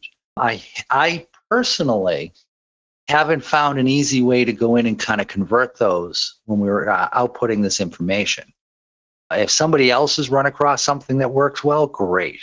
With T-Shark, you can go in and change the command line switches to change the way the date format looks to something that's more palatable. But I have not found that when I'm going in with like BroCut to look at things. Head gives you top 10, yes. So when you pipe things through the head command, the default is to show you the first 10 lines of output of whatever you just ran head against. If I go in and I say head-20, it'll show me the first 20 lines. Head-5, the first 5 lines. But the default is to go in and show 10. Epoch format, yes, absolutely. That is the default time format that Zeek is using. And yeah, that can be a little bit challenging to go in and kind of figure out and have to convert everything to something you can read. And yeah.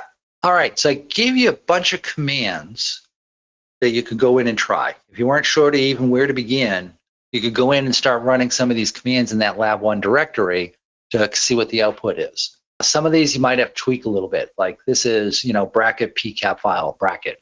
Okay, just change that to be the name of the pcap file and you'll be in pretty good shape there. But there was only 3 commands you really needed to be able to go through and do this lab. Let me kind of talk this through. How do you do this lab? Well, we need to ID how much data we have. What's the time interval? Because that's kind of the first step here, right?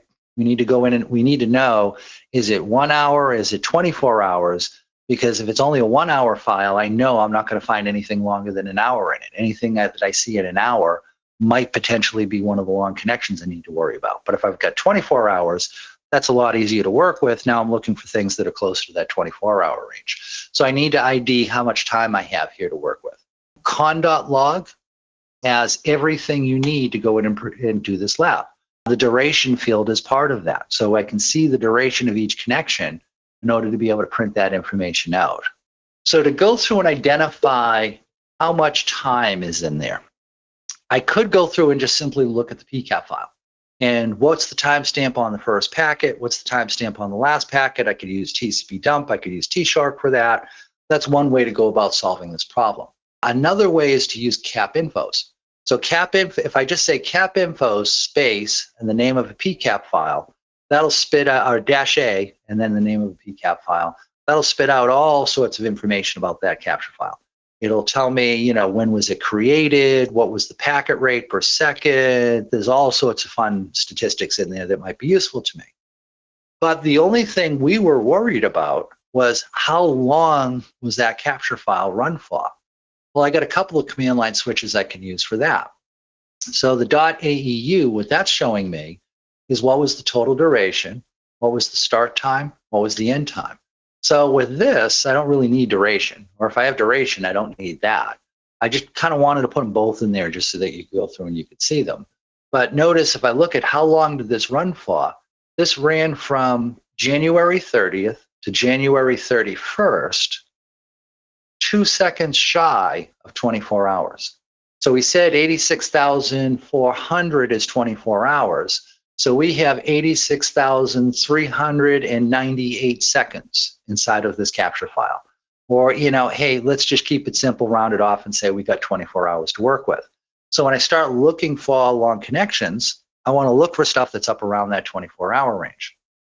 The command at the bottom of the screen, one of the things I've run into is if you have really huge PCAP files, and let's face it, with the connectivity we have to the internet today, it's not uncommon to have like a 100 gigabit PCAP file that you're trying to work with.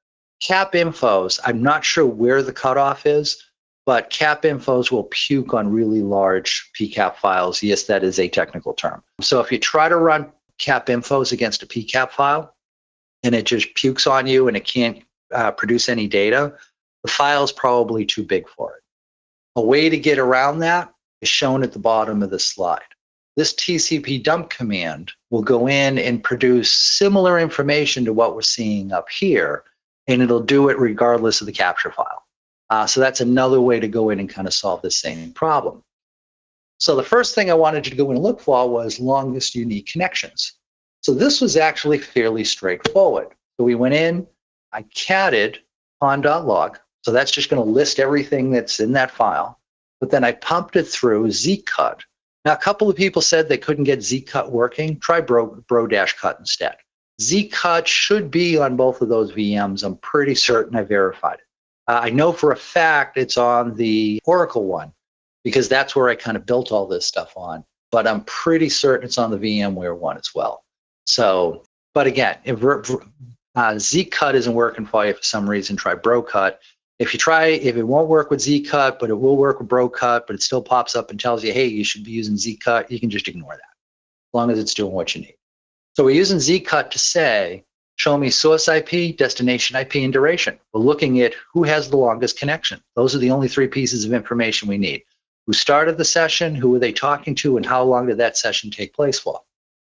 And then I'm saying sort -K3. So normally sort is going to start sorting way over on the left-hand side of the screen here. -K3 means go to the 3rd column. Well, 1, 2, 3. 3 is our duration. So now we're sorting based on duration. -R means do a reverse sort. So don't start with the smallest number, start with the biggest number. And N means that's numeric value. So don't process it as like an alphanumeric character sequence, in which case 02 may end up below 20, even though it shouldn't. And you can kind of run into weird output that way. That just says it's numeric, go through and deal with it. Piping it through head just says, rather than showing me all the results, I only want to see the first 10 lines. Start with that. Usually the first 10 is going to be plenty for you. And when we do that, we can see we've got 3 connections up at the top here that look like they've been running pretty much the whole day. Okay, that makes it suspicious. So now we need to kind of identify, why is my internal system connecting to these IP addresses and running a connection all day long? So the second part of this lab was to go in and show cumulative communication time, meaning I want to go in and I want to look at not just a unique session, but if there's been multiple smaller sessions, add those all up together. So our command's a little different this time. We're still catting con.log. We're still extracting out source IP, destination IP, and duration. But this time we're sorting them. So now anytime this IP is connecting to that IP, those connections will end up right next to each other line by line. And then we're going in and we're saying remove all instances where there was no duration of the connection. Data Mesh expects there to be a numeric value for it to work with when we're telling it to go in and add things up. If there's a minus sign, that's not a numeric value. It doesn't know how to process that, so Data Mesh will just puke. So grep-v says, show me every line except for the ones that have a dash in it. And the ones that'll have a dash in it is the ones that had no duration. So we're just going to pull those out. There's no duration anyway. There's nothing to add up. Just get them out of our way. I'm telling Data Mesh, anytime column 1 and column 2, the source and destination IP address are the same, add up the values in column 3. Sort -K3. So as we said, that means sort on the 3rd column. -RN, this is numeric value. Show me the biggest number at the top. Now we're back to pumping it through head again. And that'll produce one new connection that we didn't see before. So this total time is not a single connection. It was multiple connections that took place that, when added together, come up with that time. And again, persistency of connection, that's still valuable information. That's still something we'll want to run down. So the first one, fairly straightforward. The second one, this may have thrown you a little bit through a loop. A lot of folks haven't done much with trying to add things up on output as it's getting printed out. Data Mesh is a great tool for that. Here I was adding them up. I could go in and I could say min or max to look for min-max values. I can go through, I can average them. There's a lot of different functions you can play with Data Mesh that might be helpful. Okay, so we have 3 IP addresses that were our longest talkers. So now what I want you to do is I want you to do some investigative work on those. In other words, our internal systems are talking to these IPs. Should we be worried about that? And I gave you 2 references here, Threat Crowd and Abuse IPDB, to use to go and investigate those. Now, this does not have to be run within your VM. You can launch your browser on your host system, go to the first link and then the second one. And what you want to do is plug in each one of these 3 IP addresses and see what type of data are you getting back from these third-party servers What are they telling you about those IPs? How is that making you feel about them? In other words, are they going off to Guangzhou, China to a system name you don't recognize? I might be concerned. Or are they going to an entity I recognize that I know I'm doing business with, in which case I might be less concerned? I see some folks maybe a little bit ahead in the labs because I see something about how do I load the logs into RITA? You don't have to. I've already done that for you. If you're in that section already and you're way ahead of everybody else, just do a RITA space list, L-I-S-T, hit enter. That'll show you there's one data set loaded, which is called Lab 1. That is the Zeek logs that are in their raw format in that same directory. So you don't have to load those log files into Zeek. It's already been, into RITA. That's already been done for you. See a couple questions about that RITA list command I gave versus RITA show dash databases. They are exactly the same command. The difference is RITA space list is shorter and quicker to type, so I tend to use that. But either one of those two commands will produce the same output. I did see a couple of folks say that when they do that, they're not seeing any data sets listed. Don't sweat it yet. If you deleted it somehow, that's okay. It's real easy to recover them and get them put back in there. I'll get to that when we get to the RITA lab. So this one should be fairly quick and easy. And we got 3 different IP addresses we're investigating at 2 different sites, but they're pretty straightforward. One of the things I like about these 2 sites is that the IP address gets coded right into the URL. That's kind of cool because it makes it easy to script, right? I can go through and come up with something on the command line that goes through and just takes that IP address as a variable. And now I could type it in just the IP address manually, or I could extract it out of a file that I need to go through and do. In other words, it wouldn't be that hard to go through and kind of automate a lot of this stuff. Now, the only downside to that is most of the output in ThreatCrowd is graphical. And a lot of times that doesn't come through with like a Curse's web browser. So that can be problematic. But some of these you might be able to automate, some of them not so much. But you can see there's a consistent pattern of the way to go in and do the investigations. Now, when you went through these on ThreatCrowd, a couple of things you should have noted. One of the things is, ThreatCrowd shows you a lot of different systems. So what's it doing here? It's trying to give you as much relatable information as possible. So for example, it's reporting things like who owns this domain? Who's the registered contact for that? And in this case here, it's domains at Microsoft.com. Okay, so that's probably a legitimate Microsoft domain. It's showing you what other names might have been associated with this host in the past. That's kind of useful because now I can see, did it used to, has it always been something, did it look like it was something evil and it recently changed to something good? Did it look like it used to be something good and changed to evil? Has it been consistently within this one domain for a long period of time? All of those questions helps me kind of figure out how warm and fuzzy do I feel about this. It looks like this IP address has consistently been part of some Microsoft domain, whether it's Microsoft.com or Windows.com for quite some time. So that's kind of leading me to believe that this long connection is going back to Microsoft and has something to do with the Microsoft communications. This might be part of the patching process. This might be part of message bus. But, is it evil? Well, you can argue it is because, hey, it's Microsoft, and we all like to hate on them on occasion. But the company that made the operating system has it connecting back to them again. It's certainly not command and control. You can argue whether, they should, that's good or bad, should they be doing that or not? That's a side conversation for another day. Is this a command and control channel? I'm leaning towards no, it's not. It's activity I didn't expect to say, but it doesn't look like it's command and control. And they'll also go through and give you a list, which is kind of nice, of what host names were there during different times where a check was done. So in other words, this name is transitioned to different names over time, but you can see for this entire time period, it's always been Windows.com. It's always been something at Windows.com. So I know it's specifically associated with that.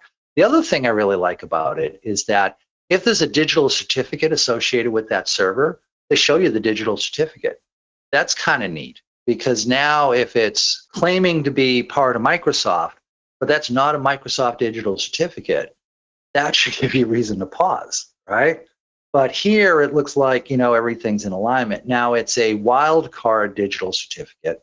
So any host at wns.windows.com can use this. We can argue that, well, wildcards are not secure. A digital certificate should be issued to one server only. Yeah, that's an argument for another day as well. Again, the focus here is this potential command and control we need to be worried about? And based on these two slides that we're seeing here, I would say, yeah, definitely not.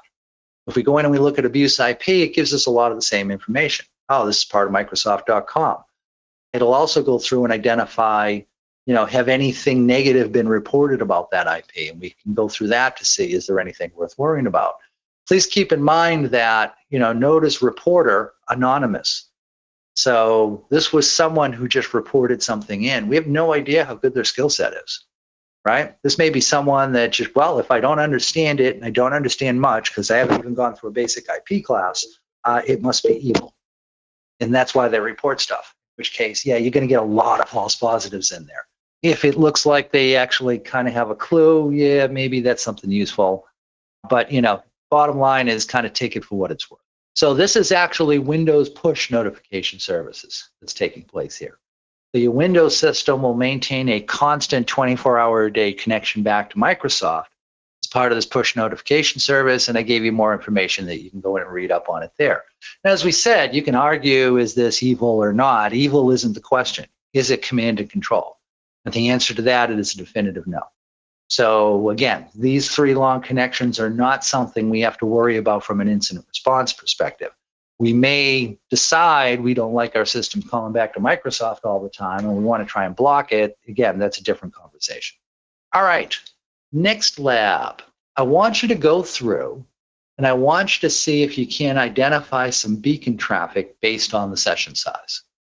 So this one's a little bit more complex than the last two. Might take you a little bit more time to go through it. That's okay. You may not have needed the hints on the first one, but you need them now. That's totally okay too. So what I want you to do is we're going to work with the same data sets that we've been using so far. So those, those log files, those PCAP files, we're going to continue working with those. And I want you to go through and look at which internal IPs are connecting to external IPs most frequently. Not duration, not period of time, but we're now talking about numbers of connections. We're going to look at who's connecting to an external IP address a lot. And for the ones that are connecting a lot, we'll go in and we'll do an analysis to see, does this look like beacon activity? We need to kind of do something. We talked about our internal IPs are going to be connecting to probably literally millions of external IPs every day. We don't want to do a manual analysis of every one of those. So we need some sort of a threshold to figure out where are we going to do our beacon analysis. If we're working manually in a command line, our best bet is to just look at raw connection quantity. So if somebody only connected 3 times in a day, yeah, ignore that. Don't pay attention to it. But if somebody connected 10,000 times in a day, yeah, that could be a beacon. That's something we want to go in and pay attention to. So I want you to run down what are the top 3 connections by quantity, meaning, how many, the number of connections made in a 24-hour period of time. Where's my top 3? Then what I want you to do is analyze those top 3 to see if there's any consistency in the amount of data that was transferred as part of all those sessions. In other words, if, let's say this was like an email session, so it's a process going off and checking mail. Well, most of us get about 120 email messages every day, which means that we're going to see a lot of variation in the session size, because sometimes our emails are one word, sometimes they're a couple sentences, sometimes they have attachments. So I'd expect the session size to jump all over the place. But remember, we were talking about beacons. We talked about that command and control channel. Majority of the time, it's going to be, do you have anything for me to do? No, go back to sleep. If I see that, but very rarely I'm seeing a larger session size take place, oh, that might be an indication of a beacon. So there was a comment in the Discord channel along the lines of, man, I need a lot of learning to do. Do not remember a lot of these commands. In other words, they're not as, gee, I used to work at the Linux command line. I haven't done it in a while. I need a brush up course on that. Funny that Our local Linux expert, Bill Stearns, did a 4-hour class on this not too long ago. So that link is in the Discord channel. If you want to kind of get up to speed on some basic Linux stuff, Bill is absolutely the guy to learn from. He has been involved with Linux development. Let's see, I've known Bill for over 20 years. He's been involved with developing Linux longer than that. So he's a great resource for these types of things. So that link is in the channel. I highly recommend checking out that class. Okay, another question I noticed. It says, Chris, how is this different than the first question? Session size and longest session, I think the results are the same. So what we're starting off looking at is number of unique connections. So how many times let's say we're talking TCP traffic. How many times was a SYN packet sent from that internal IP to one specific external IP in order to start a new unique session as part of that? So that's not time, that's quantity. It's the quantity of time that it was connected up to it. So let's say we do that and we find one of our IP addresses connected to an external IP address. I'm going to throw out round numbers, 50,000 times. Great. And that was one of our top ones. Okay. Now that I know that that system connected to that external host 50,000 times, now what I want to do is go through and do an analysis on how much data was sent from that internal system to that external system, and is there any consistent patterns there? In other words, if I look at that and I say, yeah, 49,990 times the amount of data transmitted was always 100 bytes, oh, that sounds like a beacon signal, right? Consistency in data size. If those 10 other instances are some other data size, that might also be an indication of this thing being activated. So we're looking for a large quantity in the number of connections, and then we're looking for consistency in the amount of data that got transferred as part of each of those sessions. Hopefully that qualifies the connection for you. So this is another one that you could solve using the PCAP file, using something like TCP dump or tshark. Probably a little easier with tshark versus TCP dump, because you can specify specific fields. So you could do it within the PCAP, or you can do it with the Zeek logs. This is another one where it's a whole lot easier to do it with the Zeek logs. So for example, if I want to go in and I want to look for the number of unique connections taking place, one of the things I probably want to go through and do with the PCAP file is say, only show me TCP SYN packets. So if the SYN flag was turned on and everything else was turned off, those are the only ones I want to look at, because that'll be connection establishment, and that'll allow me to go in and look for them for all the TCP sessions to see which one connected the greatest number of times.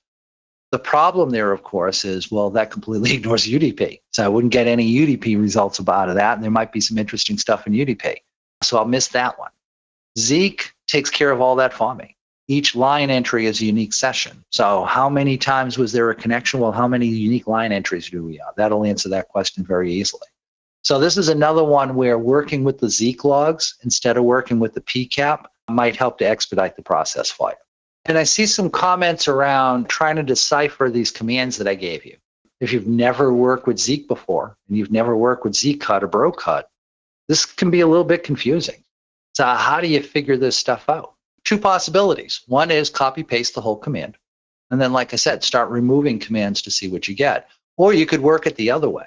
So type in cat space con star.log, hit enter. What happens? Oh, I saw a bunch of stuff scroll past the screen. It was all sorts of weird stuff, and it looked off shifted, and yeah, okay, great. Now I'm going to pipe it through Zeekcut and put in these two parameters. Now what happens? Oh, well, now I only get two columns, and it's very neatly easy able to see that it's source IP address, destination IP address. Great. Now pump that through sort. Now what do you see? Okay, now run it through unique-c. Now what do you see? You get the idea.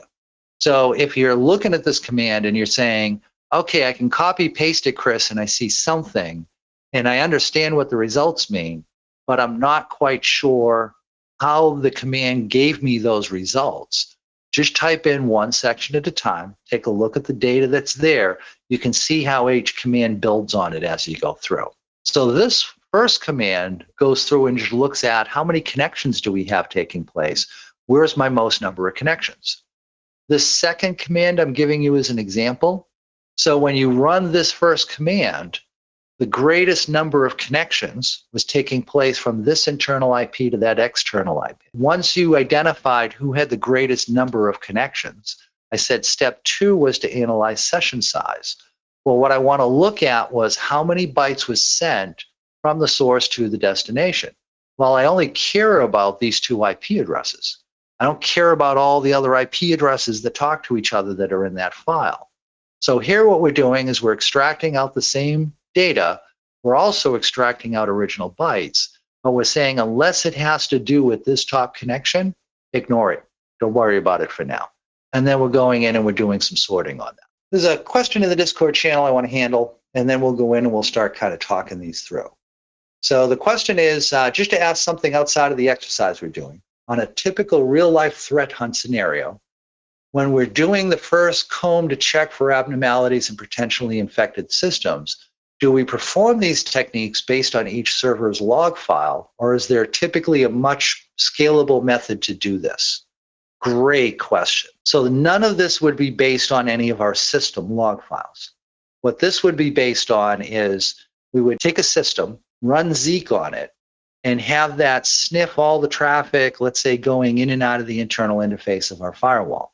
So I'd need a manageable switch, set up a span port, or I'd need some sort of a network tap or something along those lines. But we'd have a central point that's watching all the traffic going in and out of the internal interface of the firewall. That's going to show me all of my users as they're going out to the internet. So we only need to monitor that one spot to protect everybody who's using that internet link. Once I collect that data, that's the data I would go through and process as part of my threat hunt. Now, would we do these exact commands as part of a real threat hunt?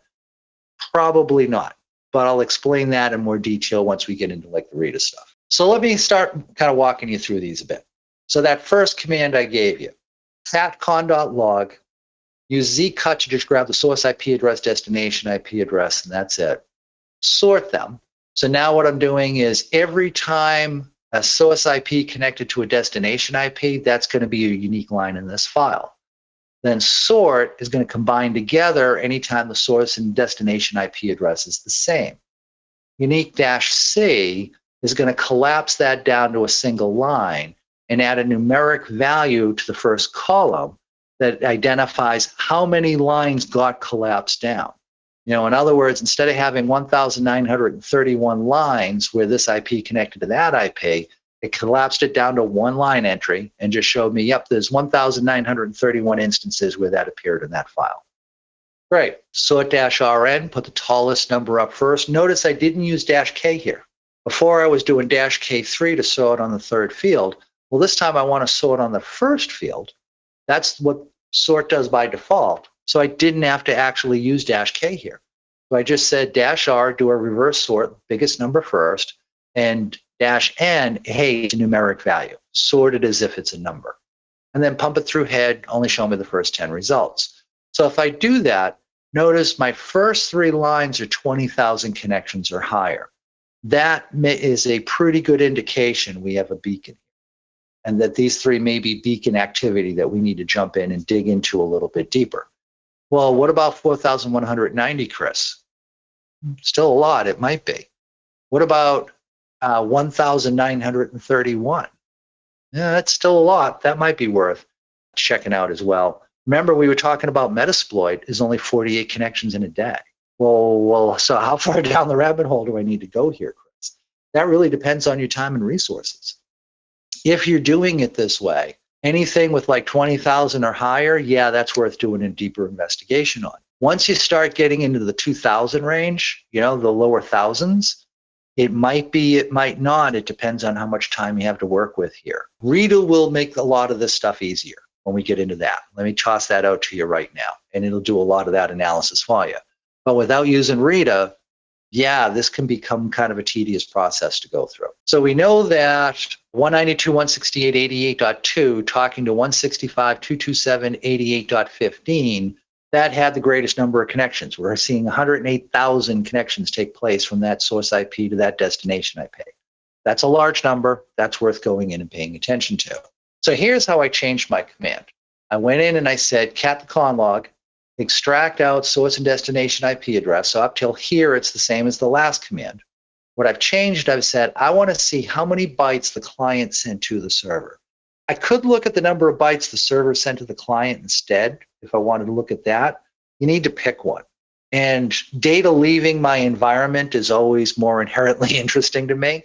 So I choose to go in and take a look for that one.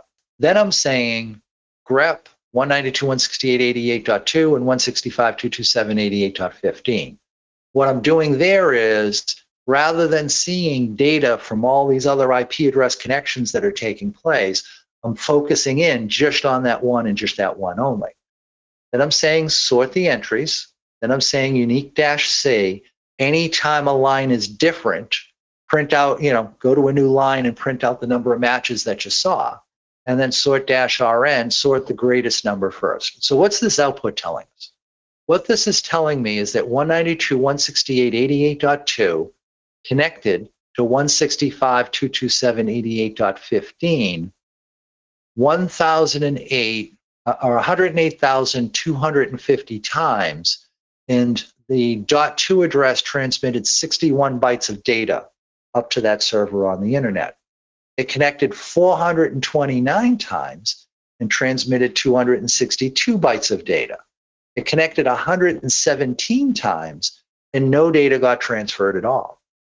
It connected 13 times and transmitted 122 bytes of data. You see where we're going here. So what's this telling us? An overwhelming majority of the connections use the same session size. That to me is an indication of, yeah, we've got a beacon here. This is something that's worth paying attention to, because almost all the connections are the same size. Now, we do have a decent number that are a different session size. What does this mean? This to me says not only do we have a beacon, it's being activated. The attacker is sending commands out through it, and it's resulting in more data getting transferred. Notice that our heartbeat here, our greatest number of times that we connected, that data size is the smallest. That's usually another indication of a beacon, because to say, don't do anything, go back to sleep, is a fairly small, short, terse command. To say to do anything else is going to take more data to communicate that as well as get back the results. So typically my heartbeat is my smallest session size. The exception is right here when it tried to connect and nothing got transferred. But what that says to me is maybe that command and control server is controlling so many different endpoints that sometimes it gets busy and it rejects connections that come to it. That's what this 117 says to me. So it may not be just our system that's owned. They may own a bunch of systems that maybe they're within our environment, maybe they're other places. One of the easiest ways I could go through and check that out is to say, do I have any other internal IP addresses talking to this external IP? If I do, and I'm pretty certain this is a beacon, I've got to go check those other IPs to see, do they look like they've been compromised too? That's a common technique. If I break into your network, let's say I get one of your salespeople to click a link they shouldn't have, and I get some malware on their system, and that goes out and creates the C2 channel. One of the first things I'll probably do is come across that C2 channel, start probing local systems that this thing has direct access to, looking for other internal hosts that I can compromise. It's what's referred to as move laterally. And as I compromise those hosts, I have them call back out to the same two server. That way, if that salesperson's laptop dies, or if they close it up and take it home, or they leave the company and that laptop never gets turned on again, I've got other systems I've compromised calling into the C2 server. I can now fall back on using them as my primary communication channel into your network. So again, once you identify, yeah, this looks like a beacon and this is something malicious I need to worry about, question two is always, is anybody else talking to that IP? Because if so, they're part of scope now. They may be compromised too. So this to me looks like, yeah, we got a command and control channel and somebody's actually in there active.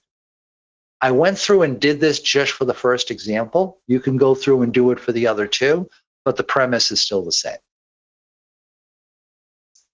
So here, so that third one, let's talk about what we're doing here.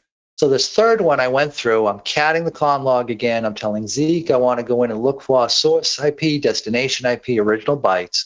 That's the same as before. Grep out these two IP addresses we care about. That's the same as before. Sort it. That's the same as before.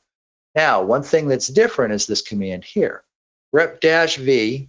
So -v means everything but.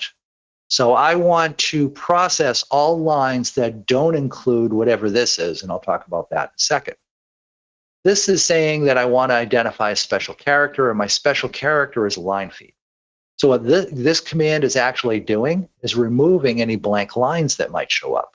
When I go through and do my grep output here, if I end up with some blank lines, this removes them. And the reason for that is, again, data mash wants a number. It doesn't want a blank line. It'll puke on that. That gets them out of the way. This one we talked about. Now I want to grab all lines except for the ones that didn't have any duration associated with them. Now, once I've done that, I've removed all the bad entries.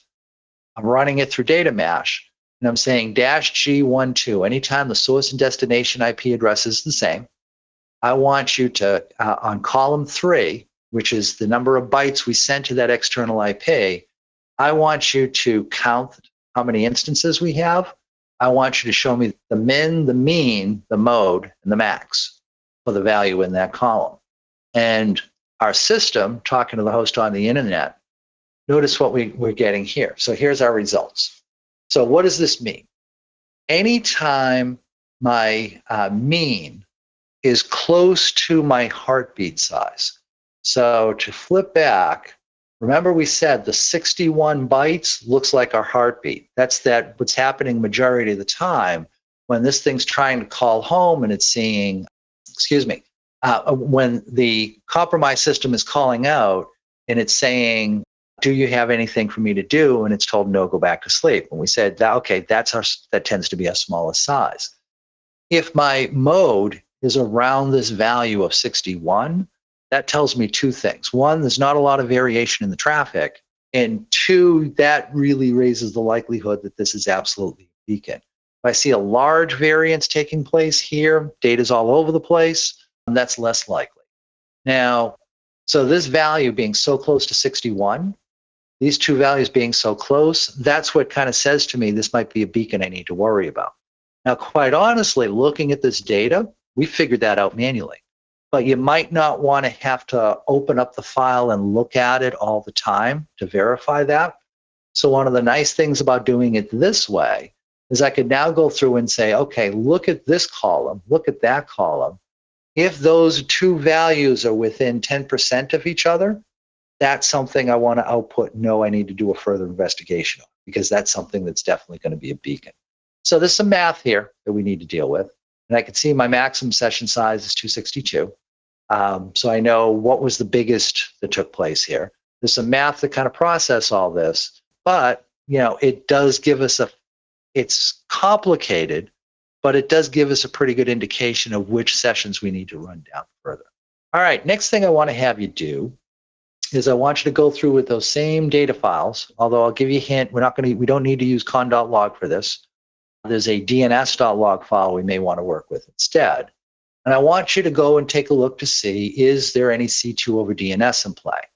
So remember we said, anytime we see a lot of fully qualified domain names associated with a specific domain, if we see more than 1,000, that's something that's kind of interesting to us. So what we want to do is we want to see, do we have any domains that it looks like there's more than 1,000 hosts associated with it? Now we've got a couple of possibilities we can work with here. Let me give you the hints on this one just real quick. One is we can extract this data out of T-Shark. So we can go in and we can tell T-Shark, I want to see the dns.query.name field. I can also use the Zeek dns.log file and use brocut to go looking for the query field, and I'll get the same results. The difference between these two is how long they take to run and how much processing time they use up. The T-Shark command may max out memory on your system, and it may take a long time to actually go through and complete, because again, we're reading a decent size PCAP file. The Zeek one will run very quickly. So if you got a decent amount of resources and you want to try them both, hey, go for it. If you try the T-Shark command and you sit and waiting and nothing comes back, and you're just like, yeah, I just want to get on with this lab, go do the Zeek portion of it instead. You'll be in good shape. So in the Discord channel, buddy Bill made the note that the C2 over DNS lab, if you're trying to use T-Shark, so if you're trying to run this first command, you want to have at least 5 gigabits of free memory allocated to the virtual machine. If you don't, it's probably going to puke on you. So if that does not describe your setup, run the second command only. If you've got a lot of RAM, you want to play around with it, or you want to try it, hey, go for it. So this second command should work consistently for everybody. This first command, if you get an error, you probably don't have enough RAM allocated. Don't sweat it. Just go off and do the second command and you'll be fine. This one is a little funky in the way that it goes about doing the data. So remember I talked about if you want to understand these commands, one of the easiest ways to do it is just type out a section of the command up to that first pipe character, and then watch what that does, and then add the next piece, and then watch what it does, and the next piece, and watch what it does, and so on. This is a great one for doing that, because I do something funky in this range here that kind of might not make sense off the top, but let me talk you through it now, just so you can kind of understand what I'm doing. So we want to see how many fully qualified domain names are associated with each domain, which means we need to count up the number of times something was queried within a specific domain. The problem is we've got the host, we've got the domain all part on the same line. We don't care about the host. How do we get that out of there? That's what this command actually does.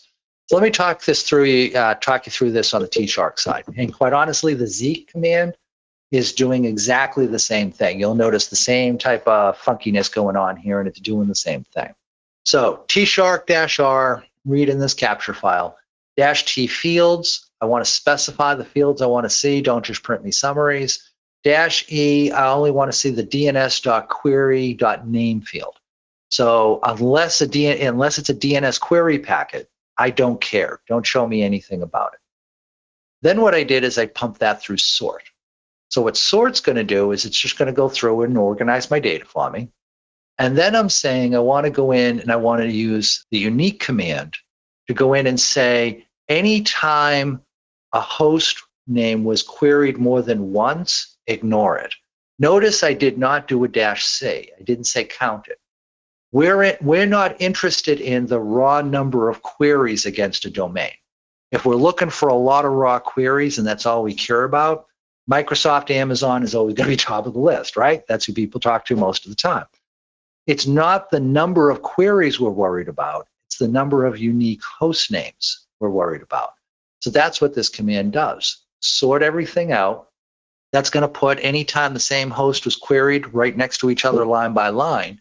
And unique just says, get rid of everything except for one copy of it. Since there's no -C, don't bother counting it. That's going to show me the raw number of hosts that have been queried. Now this command here, REV, what does this do? This actually takes all the characters on the line and reverses them. So instead of, like evil.r-1x.com, it switches that all around to be moc.x1-r. The word evil backwards. You get the idea. It's just flipping all the characters around on the line. So we're just printing everything backwards with this command here. Here what I'm saying is I'm using the cut command to extract out only certain fields. And I'm saying I want to define period. -D is I want to define period is a delimiter between my fields. Normally, cut's going to look for tabs between them. But remember, we've got evil.domain.com. I'm going to look at my periods as being my field placeholders. Now, I've swapped everything around. So MOC, or com written backwards, is my first field. X1-R is my domain, just written backwards. So what cut.d says is use my periods as my delimiters, grab the first fields, which is com backwards, and then the domain backwards, or here net backwards and Akamai edge backwards, and just grab those. Notice what we've just done. If it's host.domain or if it's host.subdomain.domain, we've gotten rid of all the unique host names and subdomains. We don't care about those. Get those out of the way. Then I'm reversing it back again. So now you'll be able to read the domain normally. So I'll see r-1x.com, 48,000 times listed down. Then I'm saying sort it again, because it's always good to sort and keep everything, in shape. And then I'm running it through unique-C this time. So now every time r-1x.com shows up on a line, that's where a unique host name had been queried. Now collapse those down and add them up. Sort it, highest numeric value first, show me the first 10 line entries. Boom. I've got 48,000 host names that were associated with this domain that it grabbed. So is there any C2 over DNS taking place? That's where I want to go in and look. So that's it on T-Shark. Doing this through Zeek, same thing, except I'm using Zeek cut to pull out the query field, but I'm doing the same sorting, reversing of the line. Notice I did get a different value in here. The Zeek results are actually more accurate, but this is going through and doing that same flipping around of the line so I can go through and count how many unique hosts I have. So like I said, if this looks weird to you, that's okay. Type in the first command, look at what that looks like. Add in the second section here. What does that look like? Do that all the way through and you'll see this transition as I work through it. Okay, so now we're going to do the same thing. We're going to kind of repeat the same stuff we were just looking for, but we're going to use RITA for that instead. Now you should be able to type RITA space list and see a database named Lab1. Try it now. If you see Lab1, hey, great, you're ready to go. I've seen a couple of people that have said, hey, I don't have any RITA databases loaded. I type in RITA space list and nothing comes back. Only for those individuals. Here's what I want you to do. Type in the following command. Actually, I'll throw it in the Discord channel too, although there's a lot of extra people typing in there right now. RITA space import, IMPORT, space star.log. If you type that in, actually, I'm going to give a full path here. So we're going to say home/thunt/lab1, just in case you're someplace else, .log. So again, if you can type in RITA space list and see a database named Lab1 listed, do not do this. If, however, and actually I missed a command. If, however, you go through and you do this, or excuse me, you do RITA space list and you don't see Lab1 listed, you need to go in and run that import command I just gave you.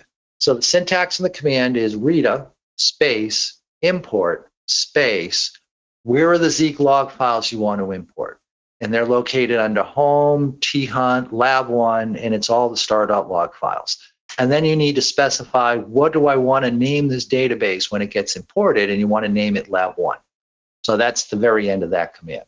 So again, if lab1 is already there for you, you're fine, don't worry about it. If lab1 is not there for you, go in and run that import command. That'll pull the data in for you and you'll be all set from there. But once you do that, type in RITA with no additional command line switches. That'll show you all the commands that are available in the tool. And what I want you to go in and look for is, do we see any long connections? Do we see any beacons? Do we see any C2 over DNS activity taking place? In other words, I want you to go through the stuff that we just spent almost an hour and a half trying to find using BroCut and T-Shark and stuff like that. I want you to go through and try and use RITA to go through and do the same thing. I gave you a bunch of hints on this one. Like I said, RITA list or RITA show databases, that's the same. That'll show you what databases are loaded. Make sure you see that lab1 directory. If you do not, you need to run that RITA import command I gave you. I posted the command twice. And the reason was the first time I gave it to you, I forgot you need to put the database name at the very end. So I said RITA import space, where the log files were located. You actually have to say lab1 at the very end so it knows what name to give it. Once you do that, it should be able to import it for you, no problem. But I also gave you a bunch of other commands here that you can work with to go through and work through this. All right, let me go through and cover these. So your first problem was find long connections, right? That was the first thing we were trying to do before. So it's the first thing we'll try and do now. So which connections are our long connections? And RITA makes that pretty easy. I can go in and I can say RITA space show long connections space, the name of the data set I want to analyze, and then pipe through head to just show me the top 10 results. Bang, here they are. What's kind of cool is not only do we see the source and destination IP address like we did before, not only do we see the time duration like we did before, RITA is also telling us here is the target port it was trying to talk to on that system, TCP 443. Here is my analysis of what application was using that port. In this case, it's showing it as a dash. It's TCP 443. We expected it to be an SSL TLS session, but it's not getting labeled as such. Now, when you're analyzing long connections, that might happen. It's entirely possible this connection started yesterday or 2 days ago. In other words, we're looking at a 24-hour data set, and this has been running for almost that full 24 hours. Well, this may have started in yesterday's data instead. So I may need to go back and look at yesterday's data to see, was there an actual SSL handshake when this connection first got started? Because the information it needs to figure out the application layer takes place right after the TCP 3-packet handshake. That's pretty common for most of the application decodes. 3-packet handshake goes by, there's usually some level of application negotiation. Zeek needs to see that to be able to identify it.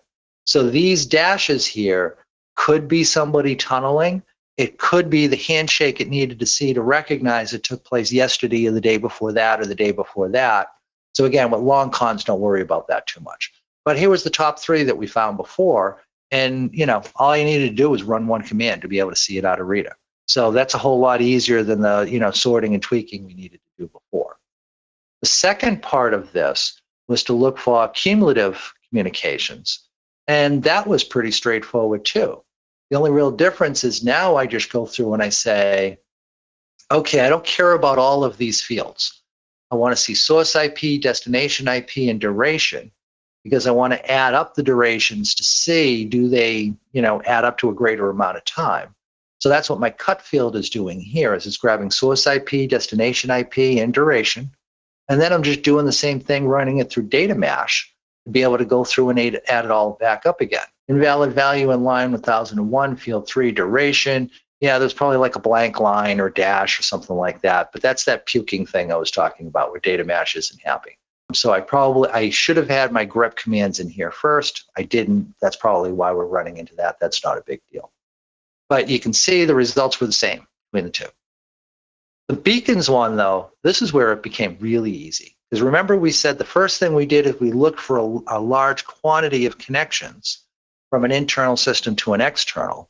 And if there was enough of them, then we'll go in and actually do our beacon analysis.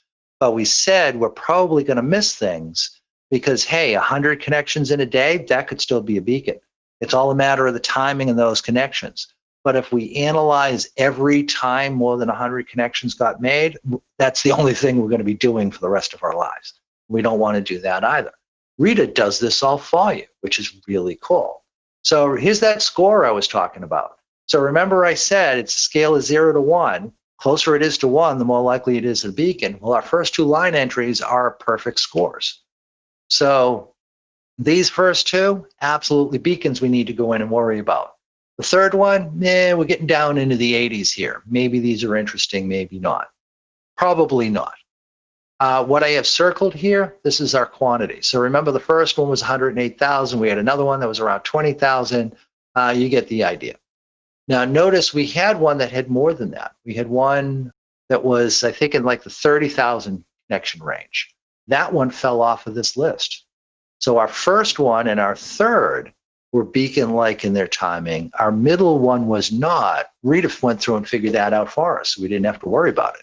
So now it's just a matter of running down these source IPs, these destination IPs to see, okay, this connection that's taking place, is there some sort of a business need behind this or not? DNS, same type of thing. I went in and I said, RITA, show exploded DNS for lab 1, pipe that through head. That was all I had to do. And the first 10 line entries that print out are showing me who am I resolving the most number of systems within the domain. So what this is showing me is I had 62,468 unique host names within r-1x.com, and I had another 62,466 as part of DNSC.r-1x.com. Well, that's still r-1x.com, right? So that's still all part of that same domain. But notice it's, just run the command and it's done. No manipulating of data, no running it through data mash to add it up or anything. RITA goes to town and really takes care of a lot of those front end things for us. I can then go through and say, okay, let's look at r-1x.com within that RITA output, and it'll also show me what my host names look like. And here we can see, yeah, those definitely look like they're programmed. That's not something a human went through and assigned to have it be something memorable. That's a pretty good indication as well that I've got some command and control running over my DNS servers. So what would be the next step here? The next step would be to go to my DNS servers and see who's making queries for this domain. Because whatever that system is, that's the one that's the actual compromised host. Actually, yeah, let me kind of clarify that. So whatever system I see sending these queries is probably my internal resolver. If I'm monitoring at the internal interface of my firewall, what I'm going to see going out making these types of queries are my DNS servers. I now need to go to my DNS server, log my queries, and see who is making these queries from those servers. That's the system that's actually in a compromised state. But again, RITA makes this pretty easy to go in and run down. So now that we've identified some of our suspicious traffic, the command and control over DNS, yeah, we're pretty certain that one is a compromised system. We need to run that down. We had a couple of entries in the long cons. We had a couple entries in the beacons. Would want to go in and do our analysis of the source and the external system to see, is there a business need that we can identify as part of this? If so, great. Let's exclude them out. If not, ouch, we need to go in incident handling mode and run that system down from there. Now, just to kind of pay the bills. So you've gone through, you did this manually. You also went through and you saw how easy it was to use RITA or open source tool. We do have a commercial tool that goes through and does this stuff too, that makes it even simpler to use than actual RITA.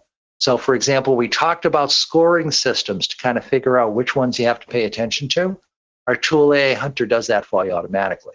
So when you log into the interface, what you see on the left-hand side is a list of IP addresses. The ones with the highest score is up at the top. On the right, we're showing you why it got the score that it did. So we're actually giving you the score breakdown. So for example, 192.168.88.2, this is the one that was our DNS server that was being used for command and control. 365 points, that popped it to the top of the list. And you can see, hey, we're seeing a lot of text queries here that look like they're suspicious. So this is where a majority of the points are coming from. We're also seeing beacon activity coming out of that system. So this is something that makes it worth taking a look at too. So instead of all the command line stuff that we were dealing with, log into the main interface, bang, it's there. And you've seen a lot of the screen caps that I've used out of this tool in the course. You can see a lot of this tool is really designed to try and simplify this data as much as possible to make it real easy to go in and kind of run this stuff down. One of the things you don't see here is all these IP addresses are clickable, and I can do additional investigation on them.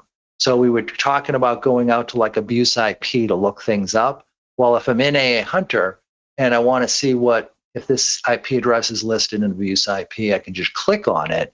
Abuse IP pops up as one of my options. Click on that, bang, it automatically loads it up for us.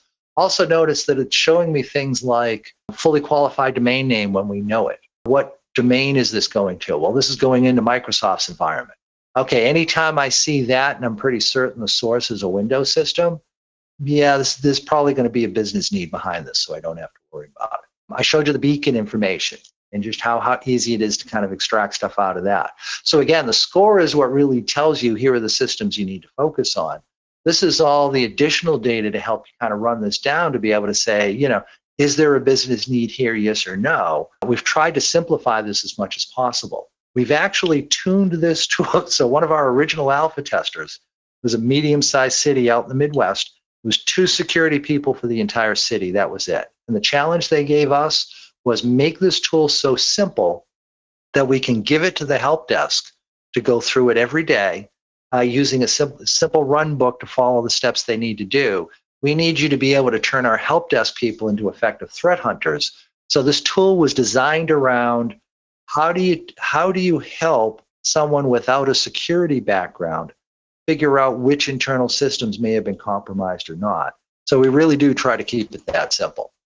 So like I said, you can dig into deeper to resources. The DNS stuff, I talked about that one earlier, but C2 over DNS, we highlight that out for you. We've got additional tools built in like Deep Dive. Deep Dive allows me to just go in and see everything that a system has done. Remember I talked about hey, if you figure out one of your internal systems has been compromised, one of the first things you want to do is look at, has anybody else been talking to that IP address? Because if they have, they're probably compromised too. Deep Dive is a great tool for that. I can go in and I can click on that external IP and say, show me the deep dive view of this, and I'll see all the internal systems that was talking to that address. Great. Nice, quick, easy way to go through and kind of run that down. If our commercial tool sounds interesting to you, we're more than happy to do a personalized demo. I'll bring you in a whole lot deeper than what we just did in this quick slide run through. If you're not interested in seeing a demo, hey, that's fine. No sweat. I hope you enjoyed the class. That's what we're here for. But if you'd like to check out the commercial tool, just drop us a line. If you have any questions coming out of this, feel free to drop me a note. You can throw it in the Discord channel, whatever works for you. But I really appreciate everybody turning out today. Really appreciate all the conversations that were taking place in Discord. Thank you to Bill and Shelby and Keith and KC and Ryan and everybody who's in the background that makes me look good without getting any of the benefit for themselves.